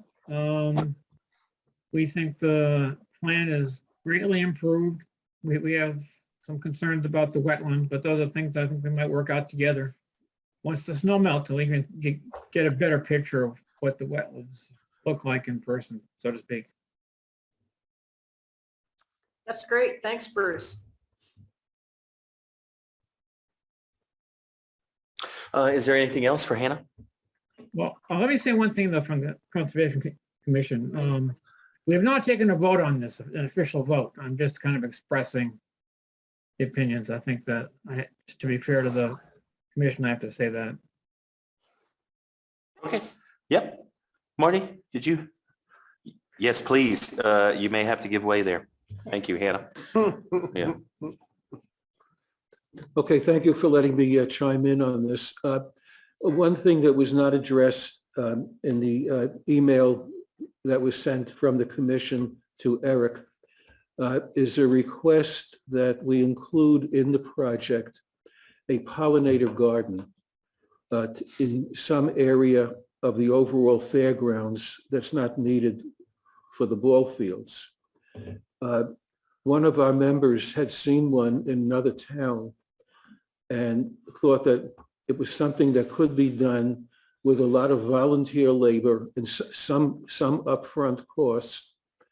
But that could be a beautiful thing, a beautiful garden with little placards and things that, you know, young children could come to that and see and learn about different plants and the insects that depend on them for their survival. So we're just hoping that, you know, if a grant comes through, I mean, that's wonderful, but to leave a little flexibility in the budget for a nice garden, that would be a beautiful thing, and would also be helpful to monarch butterflies and other pollinators. Luckily on the plans, number 8, when you look at the ball field project overview, is a planted bed, filter bed with native grasses, wildflowers. There's a possibility there. There's some other things, but I think that's a good point. I think the pollinators are so important. Yep. Go ahead, Carol. Marty, I got a question. So are you saying the pollinator garden is within this footprint of the park that we're proposing? Or like a different part of the fairground space? Is it like part of this? I'm not sure. Well, Dennis was just indicating, I think, that the latest plan did show an area for some plantings. So it may be in the pic, you know, hopefully it's in that diagram. It's over nearer to the basketball court. And then Right. section number 8. The only thing I am saying, I've been trying to do a perennial garden for my entire life, and it's a lot of work. And it requires almost annual mulch and a lot of maintenance, or they really don't look very well. You know, So would the conservation committee be committed to like upkeep that? We wouldn't really want to hire staff for that. I think I can speak for a lot of people on the Conservation Commission and the Trails Committee, that we already do a tremendous amount of work ourselves. You know, building little bog bridges and things like, you know, clearing brush. We already do a lot of that. And I think I could speak for a lot of people who would be delighted to do that kind of work. Okay, another thought I have, what is your opinion? I was just like thinking of problem solving. if we had like a townwide sale of butterfly favorable plants, like linking up with Longfellows, which they do that at the high school every fall and numerous times throughout the year. And it would benefit either conservation or trails or something, and where we have little butterfly gardens throughout the town. Would the conservation committee be in favor of that? Like promoting that for Mother's Day, which is coming up fast? I think that's a very attractive idea, and I would certainly, I have a nice flower garden that we just put in for what looks nice. We hadn't even thought about what the pollinators need. But I love that. But, yeah. you know, we could do that. I don't know if you need a certain mass in a certain in a given location to attract the migratory butterflies, or if having them all around would work. But I think that I can bring that up at the next conservation meeting, and there's probably people there that would know better than I would. I can look into like the sounds nuts great. and bolts of it. Okay. Yeah. Thank you, Marty. This is Bruce. Speak on that a little bit. If you're looking at just general pollination, you have kind of a wide variety of plants. The field that we have now serves it pretty well with just goldenrod and common milkweed. The monarch butterflies must have common milkweed to feed all the caterpillars that come out and to place their eggs. So it's one of two things, or it could be both things, more of a natural setting that would just enhance what we already have, plus something that you're mentioning, Carol, that could appeal to a lot of pollinators. It could be planned and developed by some people that may know more about this than we. Yeah. Thank you. Excellent. Is there anything else about the updates to the plan? Anything in the packet I'd like to move on otherwise? All right. Thank you very much. Thank you, Hannah, and thank you, Bruce. We appreciate it. And thank you, Marty, for your additions. We now move to item 21068. Hear an update and consider next steps for broadband internet. I'm going to do a duality here. Catherine and Eric, do you guys want to talk about this? Eric, you want to do that? Oh, I'll okay. start. I'll just say I included in the select board packet Yes. information that really brings us back to where this all started, which was several years ago. And even before this resolution, we were working with other towns to pursue, broadband. But I think it was August 17th, 2020, the select board put forward a resolution, similar to what we were talking about tonight, that said what they wanted to do and why. And that has been a guiding document for myself and for the broadband committee as we work with the Western Kennebec Lakes Broadband Association to try to achieve that goal. And so I put that in there because it really does give a background and the direction that we had. And I followed up that with some information and the explanation document for the November 2nd vote. So you have a background of what was done and why, because even though it was November, it feels like it was a year ago, just because of the way things have been happening. And so we do have a lot of support, I think, for this project, for pursuing it. And so we're at a point now where we have essentially met the charge that was given by the select board to the town, I guess, broadly, but also by the voters through their November vote to move all these things forward and to develop a plan to review alternative solutions, to talk with vendors and to start negotiating things. And we're at that point now. We did have an RFP process. We had several companies express interest. I think we had 4 or 5 that actually submitted proposals. Most of them weren't actually responsive to the RFP, interestingly, but they did provide alternatives and options for us. And so the WKLCBA towns and our own Readfield Broadband Committee reviewed those, and we've worked down to having what is a preferred vendor to work with to bring a proposal to town meeting. And that really is where we are now. Last week, the Broadband Committee made that recommendation to work with Axiom Technologies, which is a main company providing potentially this service if approved by the voters. And so we've moved forward very quickly to try to look at different ways to realize that, to complete that direction that we had to bring something meaningful to the voters. And it's going to be a lot of work, and I really appreciate Catherine and Carol being willing to take a lead in that and to really help shape what this is going to look like, and the Broadband Committee as well, of course.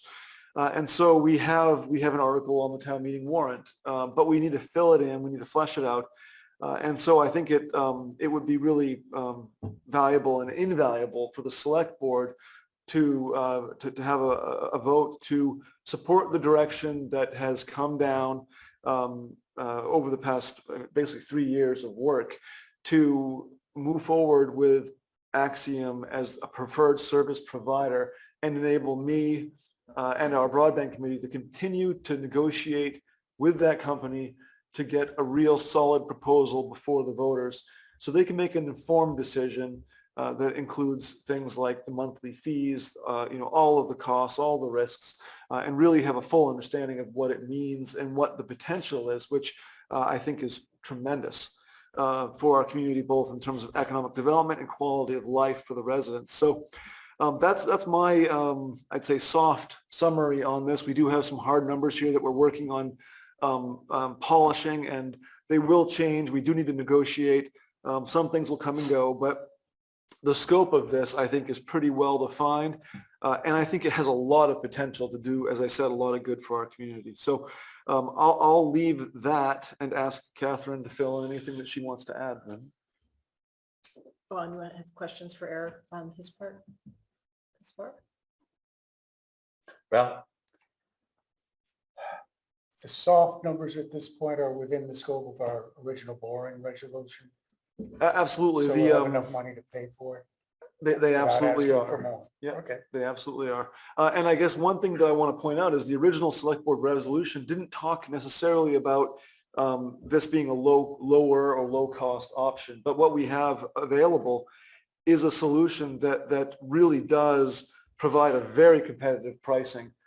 And it's actually responsive to residents, because the portion of this it will be tax funded to the tax base. Those residents that have less property and maybe have a modular home someplace would be paying less, far less than somebody that has a home that's valued at $250,000 or $350,000. So it's inherently favorable to residents that may have less property value. it's a progressive cost. Progressive cost. Isn't that There what you we go. call it? Like a Yes. progressive tax is you pay more if you make more. Yep. This would be a Yep. progressive cost. If you have a larger place, you're gonna, yeah, Absolutely. gotcha. I don't want to get into all the details of But it. that but, doesn't diminish your level of service. It Nope. doesn't, and actually the options that we have is fantastic. I mean, it would be, we would have a low tier that would be 50 megabits over 50 megabits, which is decent and enough for most people, maybe a family of two.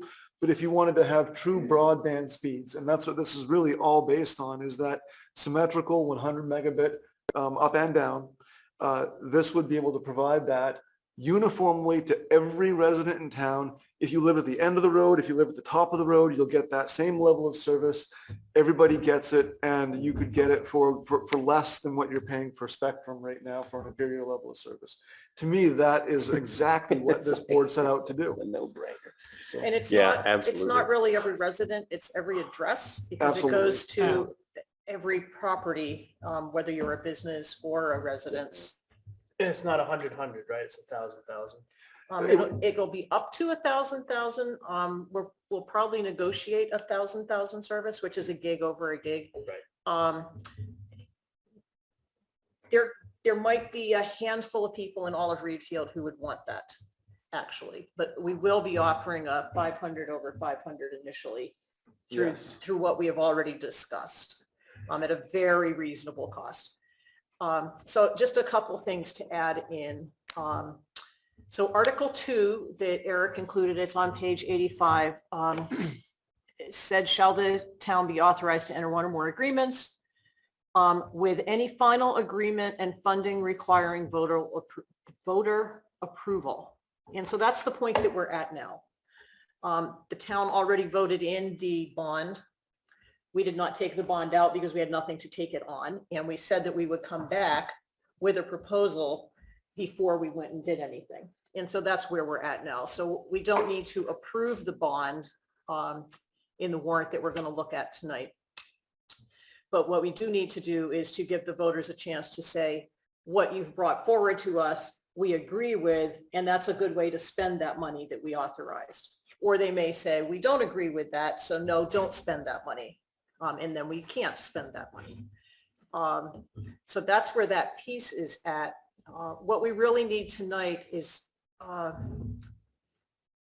and I don't mind making the motion, but we need a motion to allow the town manager to negotiate a contract, and we'd like it done by the 1st of April, because that gives us time to have the correct numbers to put forth to the public that will be in the printed ballot, in all of the informational materials, so that people can then figure out if this is something that they support or they don't support.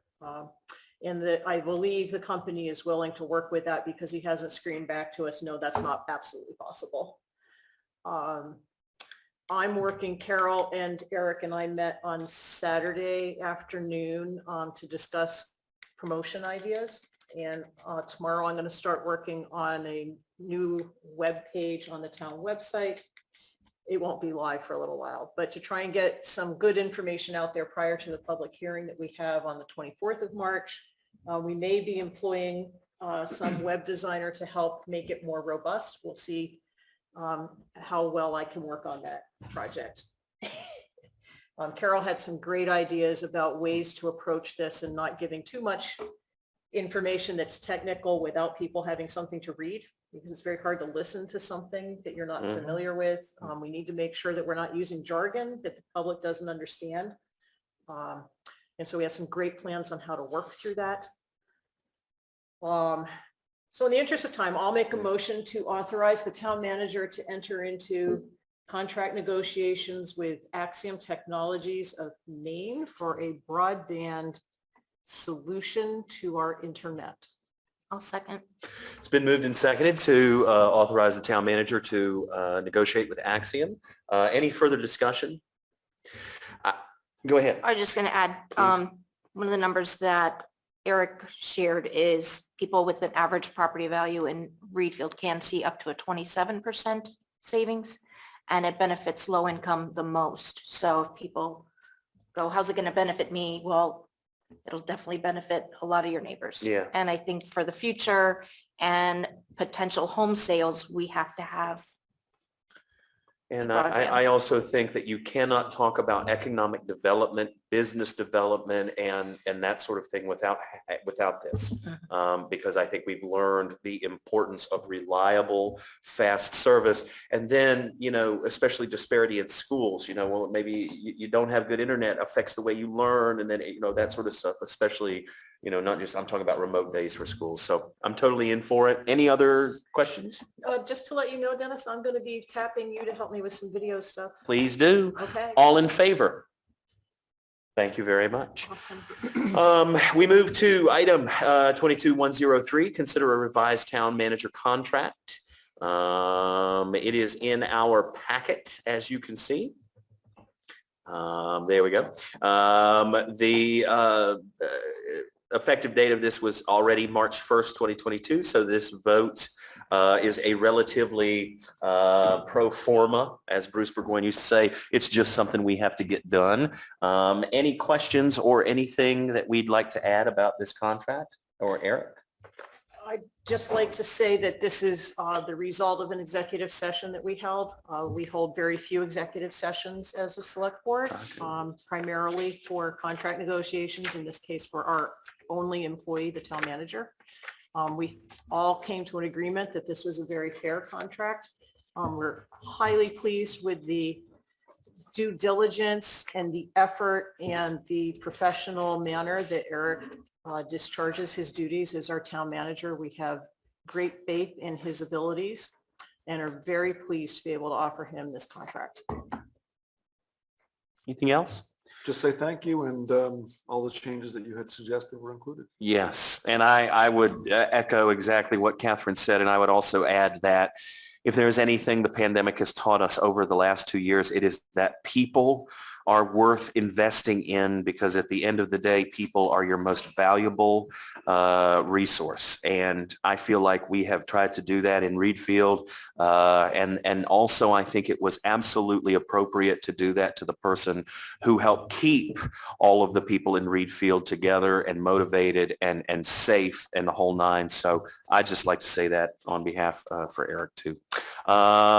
Is there any, Do we need a motion? do we need a motion? We don't need a motion. We've already done this. No, we You haven't. should have a motion. Okay. I'll make a motion Make a motion. to approve I do the a town motion. manager contract as presented. Second. It's been moved and seconded to approve the town manager contract as presented. All in favor? Thank you very much. We move on. Next. Now, this is going to be interesting because according to this, we still have 45 minutes to go, but only a 25-minute allotment in our time. I wondered if these items will mingle, perhaps, but if you feel like we need another 45 minutes, we should extend the meeting now. I'm willing to run and see if we can do it, because I think that the first point I would make on this item is that the Budget Committee is very, very active. You've seen their minutes, how thorough they are, how thoughtful they are. Yeah. And there are a few things that I think we should highlight. But outside of that, we are having to put forward a budget that, to the best of our ability at this point, meets the needs of the public. And we have the motto of providing the services people want at the level of service they expect as cost effectively as possible. And some of those things cost money, broadband being one prime example of that.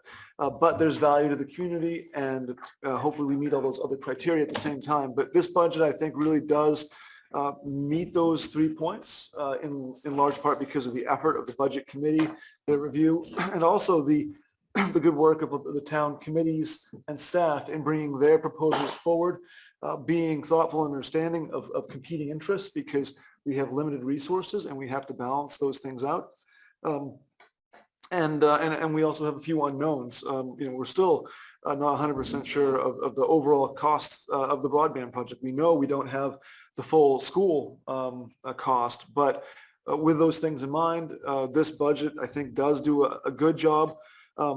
I'll say just a few things. The capital Can I expenditure. interrupt you for a quick second? Oh, sure, yeah. I'm going to make a motion that we extend the meeting for 15 minutes. Oh, I'm trying to We be don't concise. have to use it, but I'll just make the motion. It's been moved. Is there a second? I All in talk too favor? much, I'm sorry. Good. Sorry. 8:45 is our cutoff. Eric, continue. But you can finish at 8:30. Well, That's right. I'm Yeah. going to try. We believe in you. Sooner. Try to wrap up my introductory statement. Thank there, you. Which is that this budget does result in an increase in what residents will be paying out of pocket.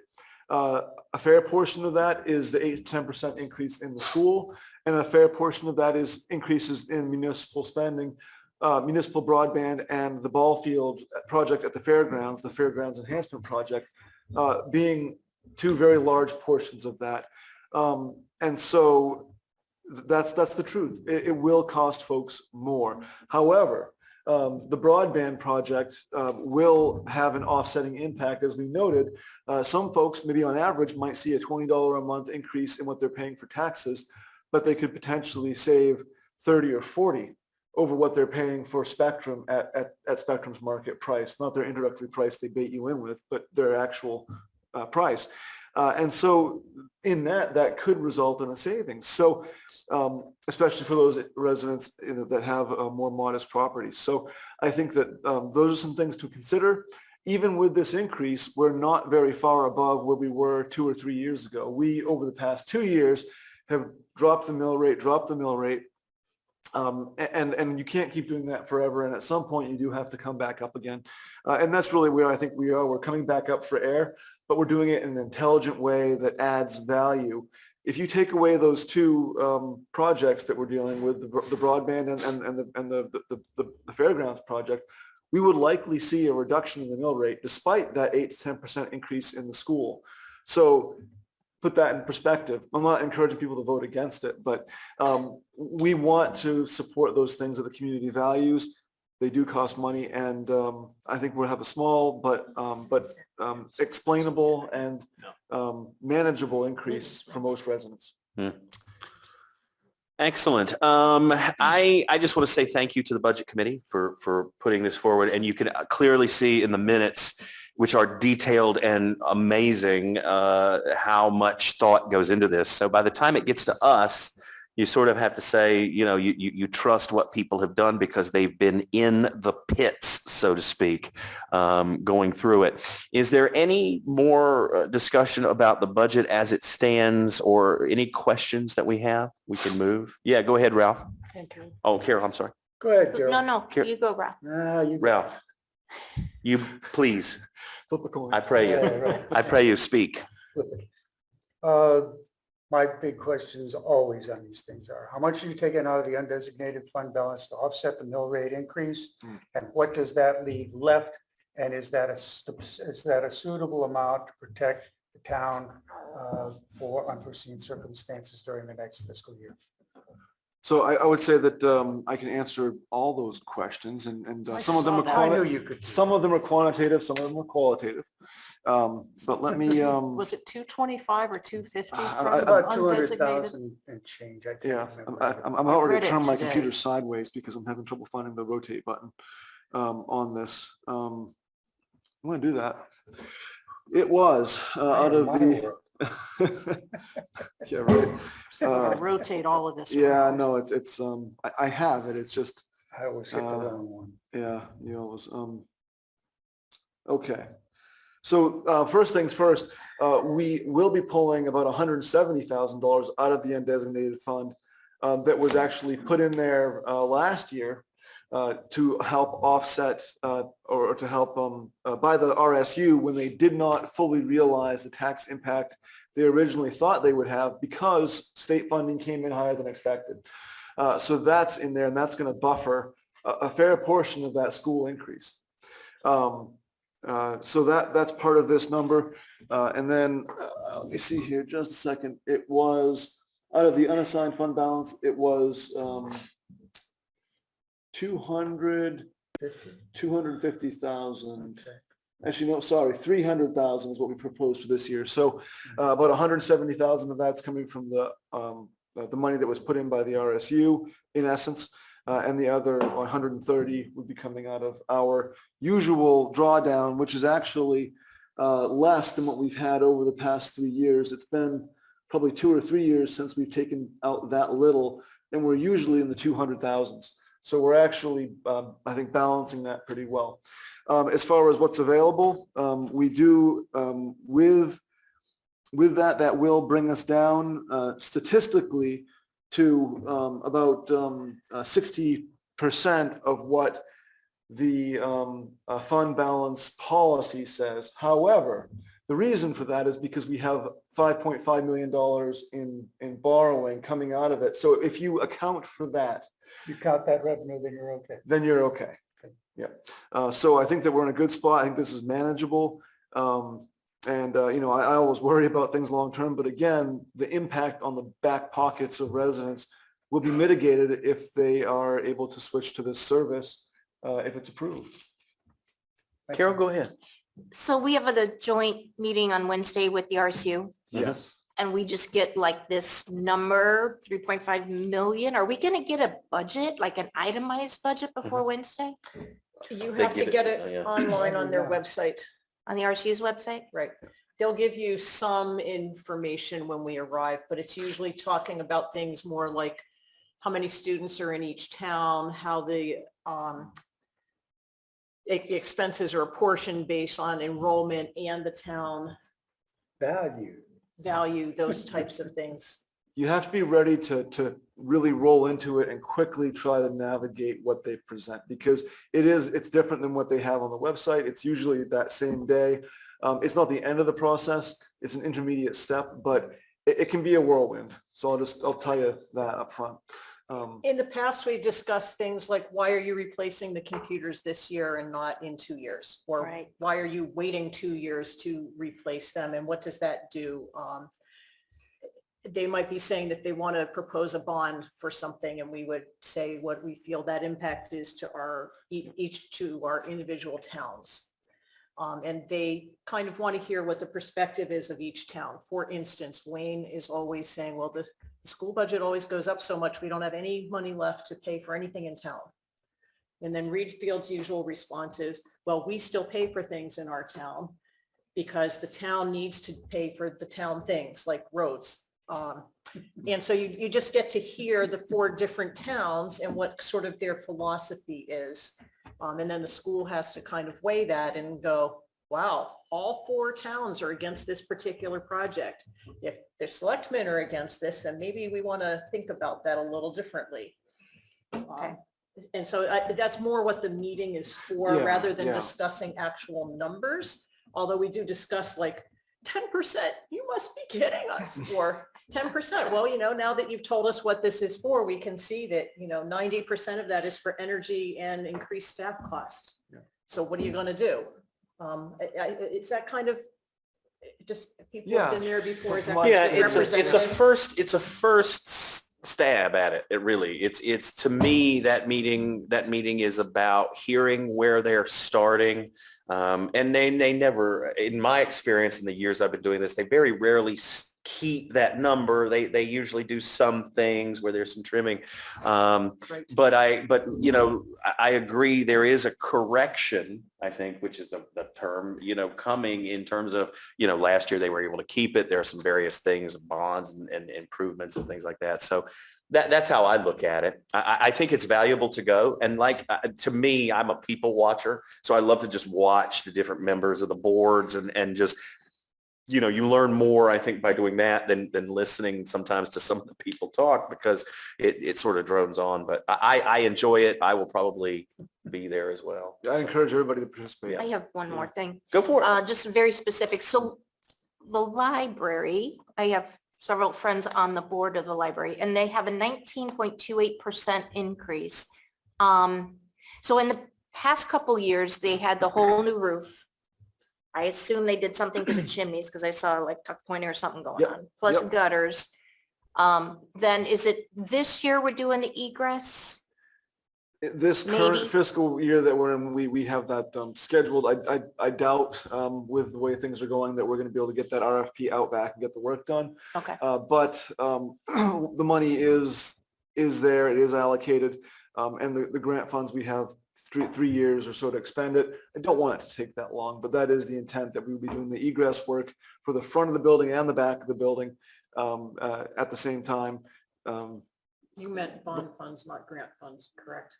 Bond funds, yes. But Yep. the increase that Carol's talking about is on the operational side, I think. It not is. On the capital side. That's correct, yeah. And a lot of that increases staff. The changes that we've made across the board have affected that. Also, we've added the retirement component, which I'm still arguing with Ralph about, but he's probably right.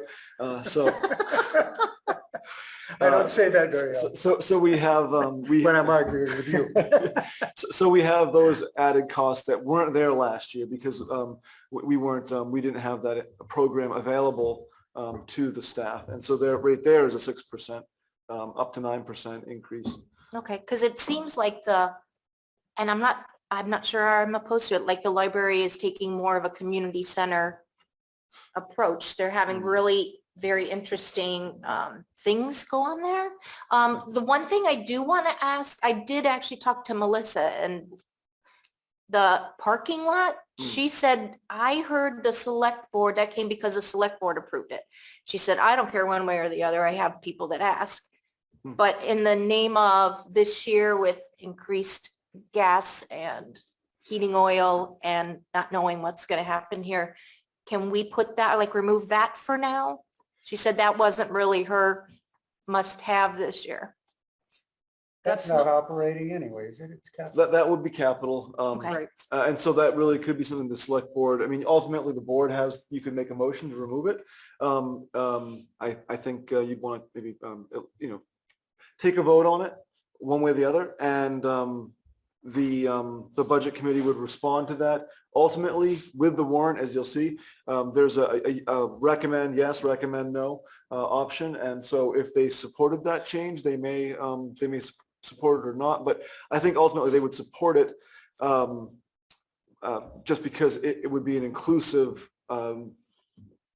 capital question. So all of those things are together. So I don't think they would throw the baby out with the bathwater, but it's definitely an option that you have. Ralph? Not to get too deep into the weeds on the library operating numbers, but because I don't recall what they are, what it is this year versus what they're proposing next year. Mm. My point is that if it's a relatively small number and it goes up by, even a couple $100, that's where maybe you get your 19% increase. So you really, when you just look at percentage increase, you're not doing apples to apples. Excellent. Go ahead, It Karen. looks like there's only $15,000 in the library building capital improvements line. Is that all for the paving? Do you know? That's all for the paving. Yep. Right. And so out of the $6,032,000, essentially the 15,000 isn't a whole lot of difference. I'm not meaning Bless you. that we should just add in lots of stuff because the number is already big. But there are some real potential benefits to having that paved. And didn't And we, sorry, Catherine, but didn't we also say that, well, it's going to really depend on what the cost is at this point for this year as well with the current cost of petroleum products? Right. I So- mean, if we put $15,000 in and we put it out to bid and it comes in at $40,000, we're Yeah. not going to be spending it. No. I mean, we're not going to spend the 15 either. The 15 will stay and then it rolls in and it becomes part of that undesignated fund Yes, that we we use do next tend to year. encumber certain line items before they even spend a nickel, so that policy could follow. I'm just saying, like a fire truck, I guess Lee's saying maybe not even touch that this year. We spent It's not in there. 172,000 on the library in the last 2-3 years. I'm just saying it benefits a small segment of the town just to be, but I love the library. I'm not nixing it. Yeah. I'm just saying is that one thing we have, it seems we have to do this and we want to do that. And maybe this is not the year to do boy, it'd be nice if we had that. Yeah, it's a good discussion point. And I mean, I could go probably either way on. I think that there's value to having asphalt. It's easier to maintain, but it's more costly. And so I think that it's a valid point. So procedurally, the way you would want to move that forward would be to make a motion to strike it from the budget. And then if there was a second, there could be a vote by the board on it. Okay, I would make a motion to remove the $15,000, I believe it was, budgeted for 2023 for paving the library. It has been moved to strike that item from the budget. Is there a second? There is not. Okay, then. We will not vote on that, and So it you will stay said your included. piece and you did, so That's fine. That's absolutely. fine. Thank you. What more shall we discuss in this budget? I'm just thrilled that it's done with such detail and the meticulous nature of the notes from the budget committee are extremely useful to read, to get an understanding of all the discussion that takes place on all the items. So thank you to the committee and to the secretary. Yeah, you really see, I mean, there was a moment there that I saw it was like an argument over, reduced by $250 and $400, you know what I mean? It's like they're really doing a good job of getting all that stuff prepared for us to finally look at. Ralph? Echo Catherine's sentiments. Thank you to the budget committee. And it was really nice this year to see that there is consensus across the board in terms of select board, budget committee recommending approval. That hasn't always been the case in the past, but this year we do have consensus across the board, and I think that's very helpful when you're bringing the document forward for public approval. And Excellent. I just want to bring our attention to page 113 in the packet, which is the what's it going to cost me if I'm a resident or not a resident? Yeah. Because really, Yeah. For the general public listening, and as well as for us in trying to make decisions like Carol was talking about, the average priced home in Readfield is valued at $266,200 for this current budget that we're talking about accepting, not the current year, but the proposed budget. And so the tax increase would be $151 for the year, which is about $13 a month if you're looking at it monthly. If you are not a resident, your rate is only going up $92. They're already paying more because they don't have a homestead exemption. Exactly. But in any case, we're talking under $10 a month, more like $8 a month. So even though there is a percentage increase, I think what most people are looking at is, Eric said, is what's it going to cost me in my back pocket? And while it's nothing to sneeze at to have a $13 raise in your tax bill, if that's what we're estimating with the full cost of the school increase, that's if they don't decrease their budget. So if they decrease it, this number will go down. And if we don't end up borrowing as much money on either the broadband or the park project, this number will go down. And you look at the increase that a lot of people have had in wages this year, I think this is affordable. And for those people that it's not, we have programs. They can contact the town office once the tax bills come out, and there are places that things can be worked on. Excellent. Follow up on. Please do, Catherine's Mr. Ralph. Yes, indeed. Observations. Yes, there is an increase. It's largely attributable to the school and the capital costs. The increase is marginal when you look at the value that capital spending is going to bring to the town as a whole. Yeah, it's like adding an extra kitchen to your house. You're building equity. So absolutely. Anything else? More? Anybody? Anybody going once, going twice? Then let's move to the warrant. Our last item of new business, our first item of new business, our last item of the evening. We've allotted 25 minutes for this. 22-110, consider a draft town meeting warrant. The draft warrant is in our packet. You can see the way that it is split up. Basically, do you need to go through this, Eric, and explain it, or can we just walk through it? Well, I guess I'll say that it is fully a draft Sure, yeah. warrant. This has not been to legal review. I think it'll fare pretty well because it's modeled after ordinances that, or not ordinances, but modeled after articles that we've used in the past. All of the numbers that were in that budget that we just presented are reflected in here. And so the key items I think that the board may want to focus on would be articles relating to things like the fairgrounds project, the broadband project, because those are two of the key articles. Everything else. 10 and 12. 10 and 12. Thank you, Catherine. Everything else just flows and is fairly routine.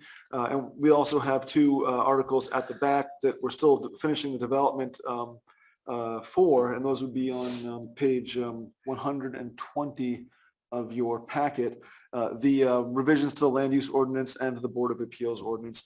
And those are we typically have the LUO changes coming through to improve and clarify. This year, we also will be doing something similar with the Board of Appeals because there were some things that we had happen procedurally that we'd not like to have happen again. We learn from things that are challenging, from mistakes that are made.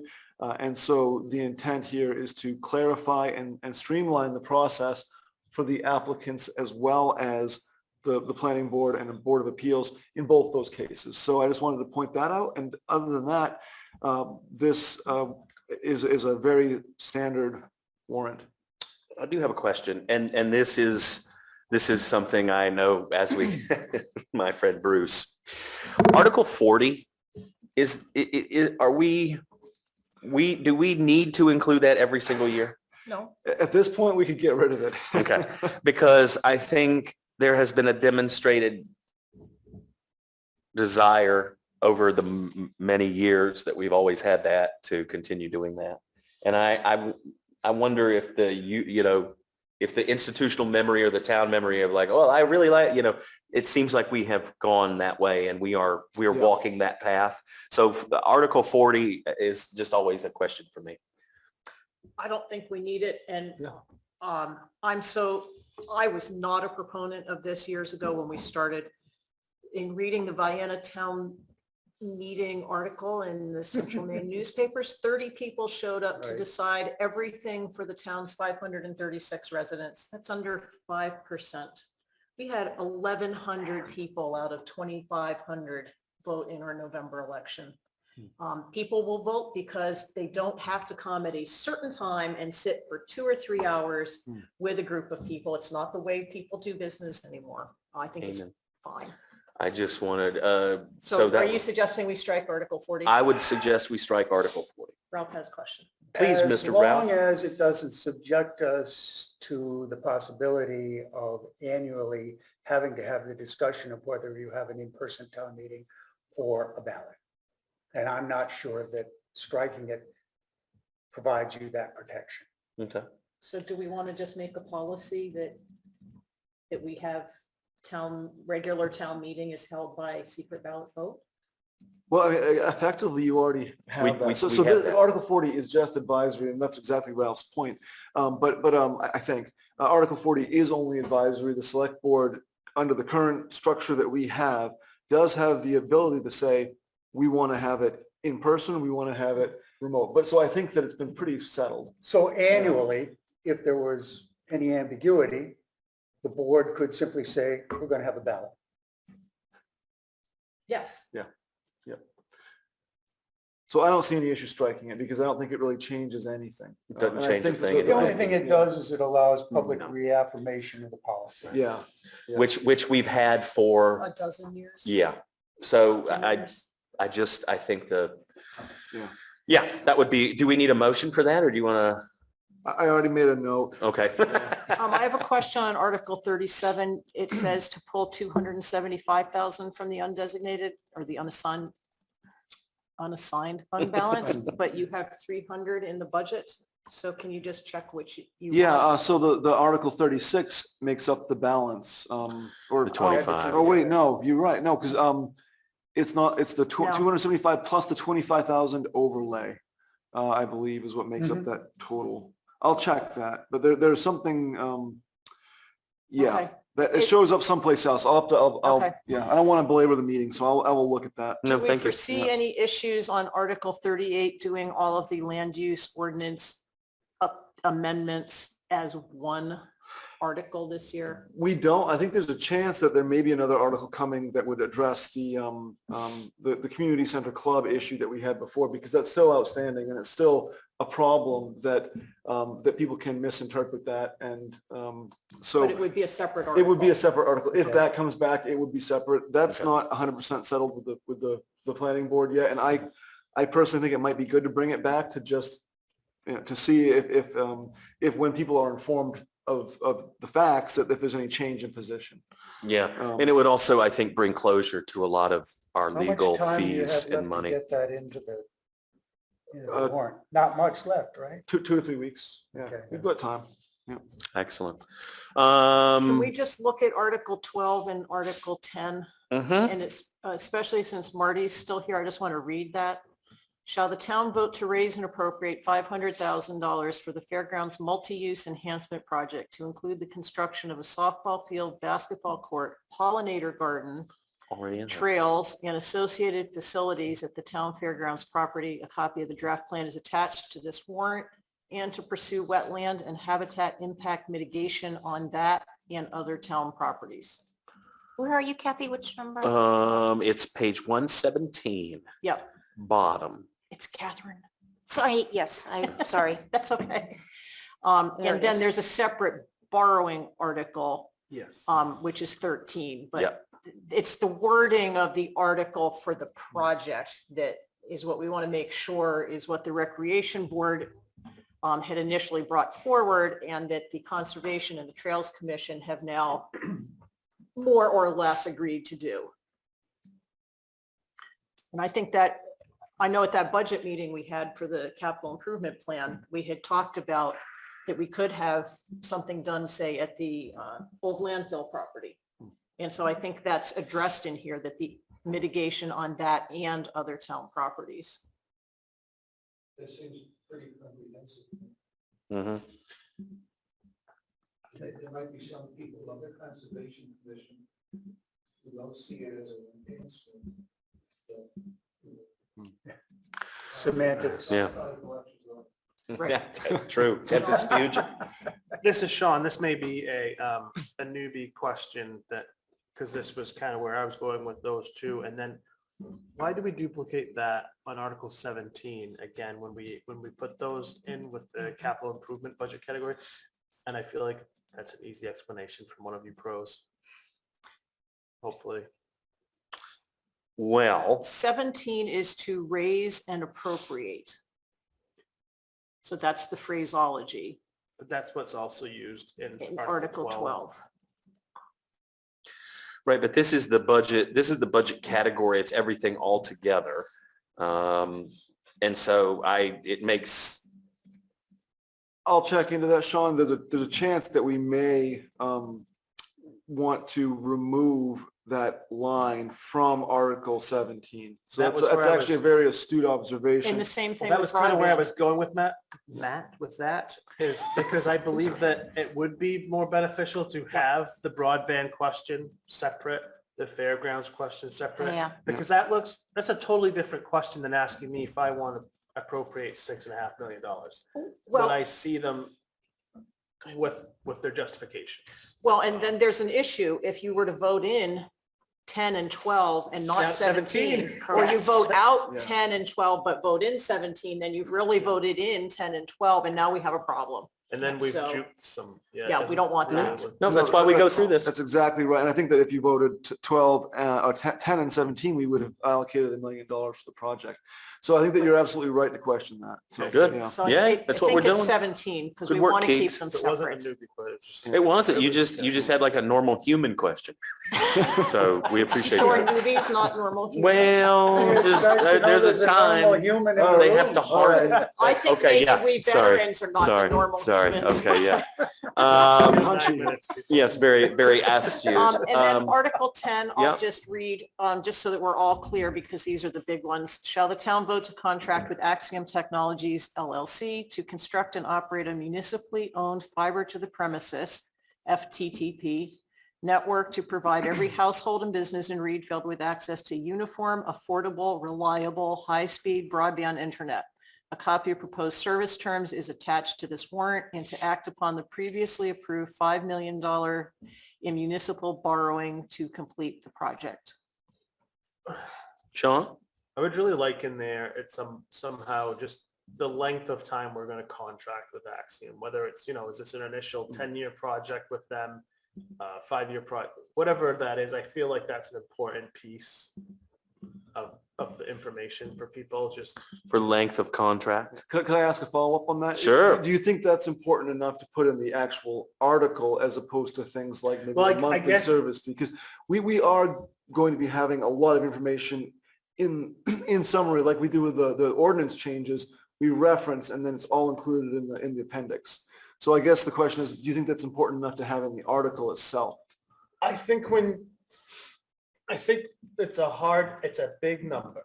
That's always, at the end of the day, we're talking a big number. Sometimes I feel like it's easier, no matter how much detail you will look into it, whether it's provided or not. Yep. To be able to go, 5 million over 10 is much simpler. at So are you times. talking about the contract for operating or the time period for paying the 5 million off? That's a good question. That is a great question too, Because because it's a 20-year note. Right. So you could But say the this- previously approved 5 million 20 in municipal borrowing over 20 years to complete the project. Yeah, over After 20 borrowing years, I over think. 20 years, that is would good. give you that length of term on the borrowing. I- Over a 20-year period. or 20-year something, period. yeah. I think the contract, we don't have one yet because we've just authorized him to negotiate, it, but I think they were looking at a 9 to 12. 9 to 12, but renegotiating rates after 3. 7. Yeah. So that the rates would be fixed for that first 3-year period. But then, of course, as technology increases, we will get more and we will pay less for that more because there will be even more available that will cost more. I mean, that's how technology runs. So it's conceivable we could be paying down this debt service and Axiom might not necessarily be the contract player at some point in the length of that bond. Right. Axiom will not, Axiom contracts with a completely, wholly non-owned by Axiom contractor for the installation. And maintenance, Maintenance is with a separate company, okay. and maintenance is A lot of part moving of, parts. the, what did we call it here? The Operating operations. budget, yeah. And so that has nothing to do with the town. The town makes one contract, the Axiom takes care of everything to operate and maintain, and it gets fixed and it gets updated, and we don't do anything hands-on. I just want to make sure it doesn't read like we're entering a contract with Axiom that costs $5 million. And Yeah. right now, I'm not sure that's as clear.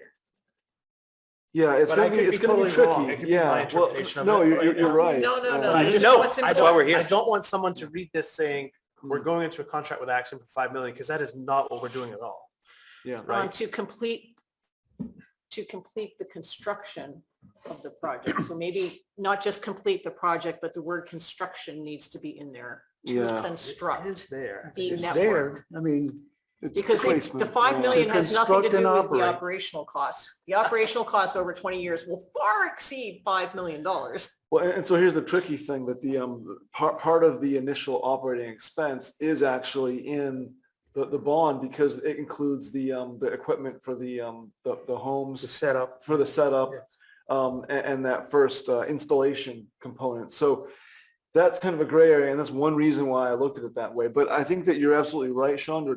I should work on this, and I'll take any feedback on how to Yeah, happily reword it. look to at it be- whenever you get a Yeah. chance to send it over. Yeah, yeah. just- No, those are all good comments, and this is really important because I think want this to succeed, and so it's really important. Words matter, right?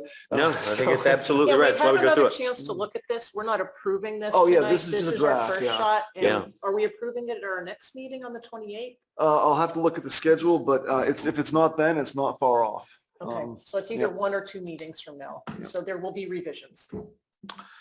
We have about 4 minutes to wrap up unless anyone has any further questions about this. To do the FYI thing that was for Kristen. Yes, I was going to ask about that. It's on page 123, Office of Yeah, but- Registrar.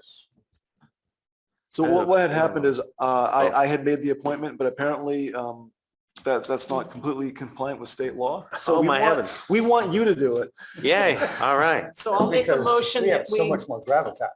we appoint Kristen Parks as the registrar for the town of Readfield with a term beginning tonight and expiring on January 1st, 2023. Second. It's been moved and seconded to appoint Kristen Parks as the town registrar. All in favor? Thank you very Do much. you have a paper? You have paper? I don't know, do you have a? I'll pass them along. You do have 2 more meetings. You have the 28th, I think. Is that the next select board I meeting? think so. Yes. And then April 11th is the final Yep. review and approval. So you've The got 4 weeks to 28th. Have him wordsmith this. The right? 28th is the Readfield Select Board meeting, yes? And it'll probably go to legal before Yeah, our next Before our meeting. last, Yeah. Well, before our next Minutes, meeting, Ralph, so thanks. we'll give him Okay. I'm trying to. I'd entertain a motion to adjourn. so moved. Moved, second. seconded, all in favor? Ralph, raise your hand. Okay, good. Yeah. All right. Whatever you Thank you, say, guys. Keep track. Alec can be over here. We are done.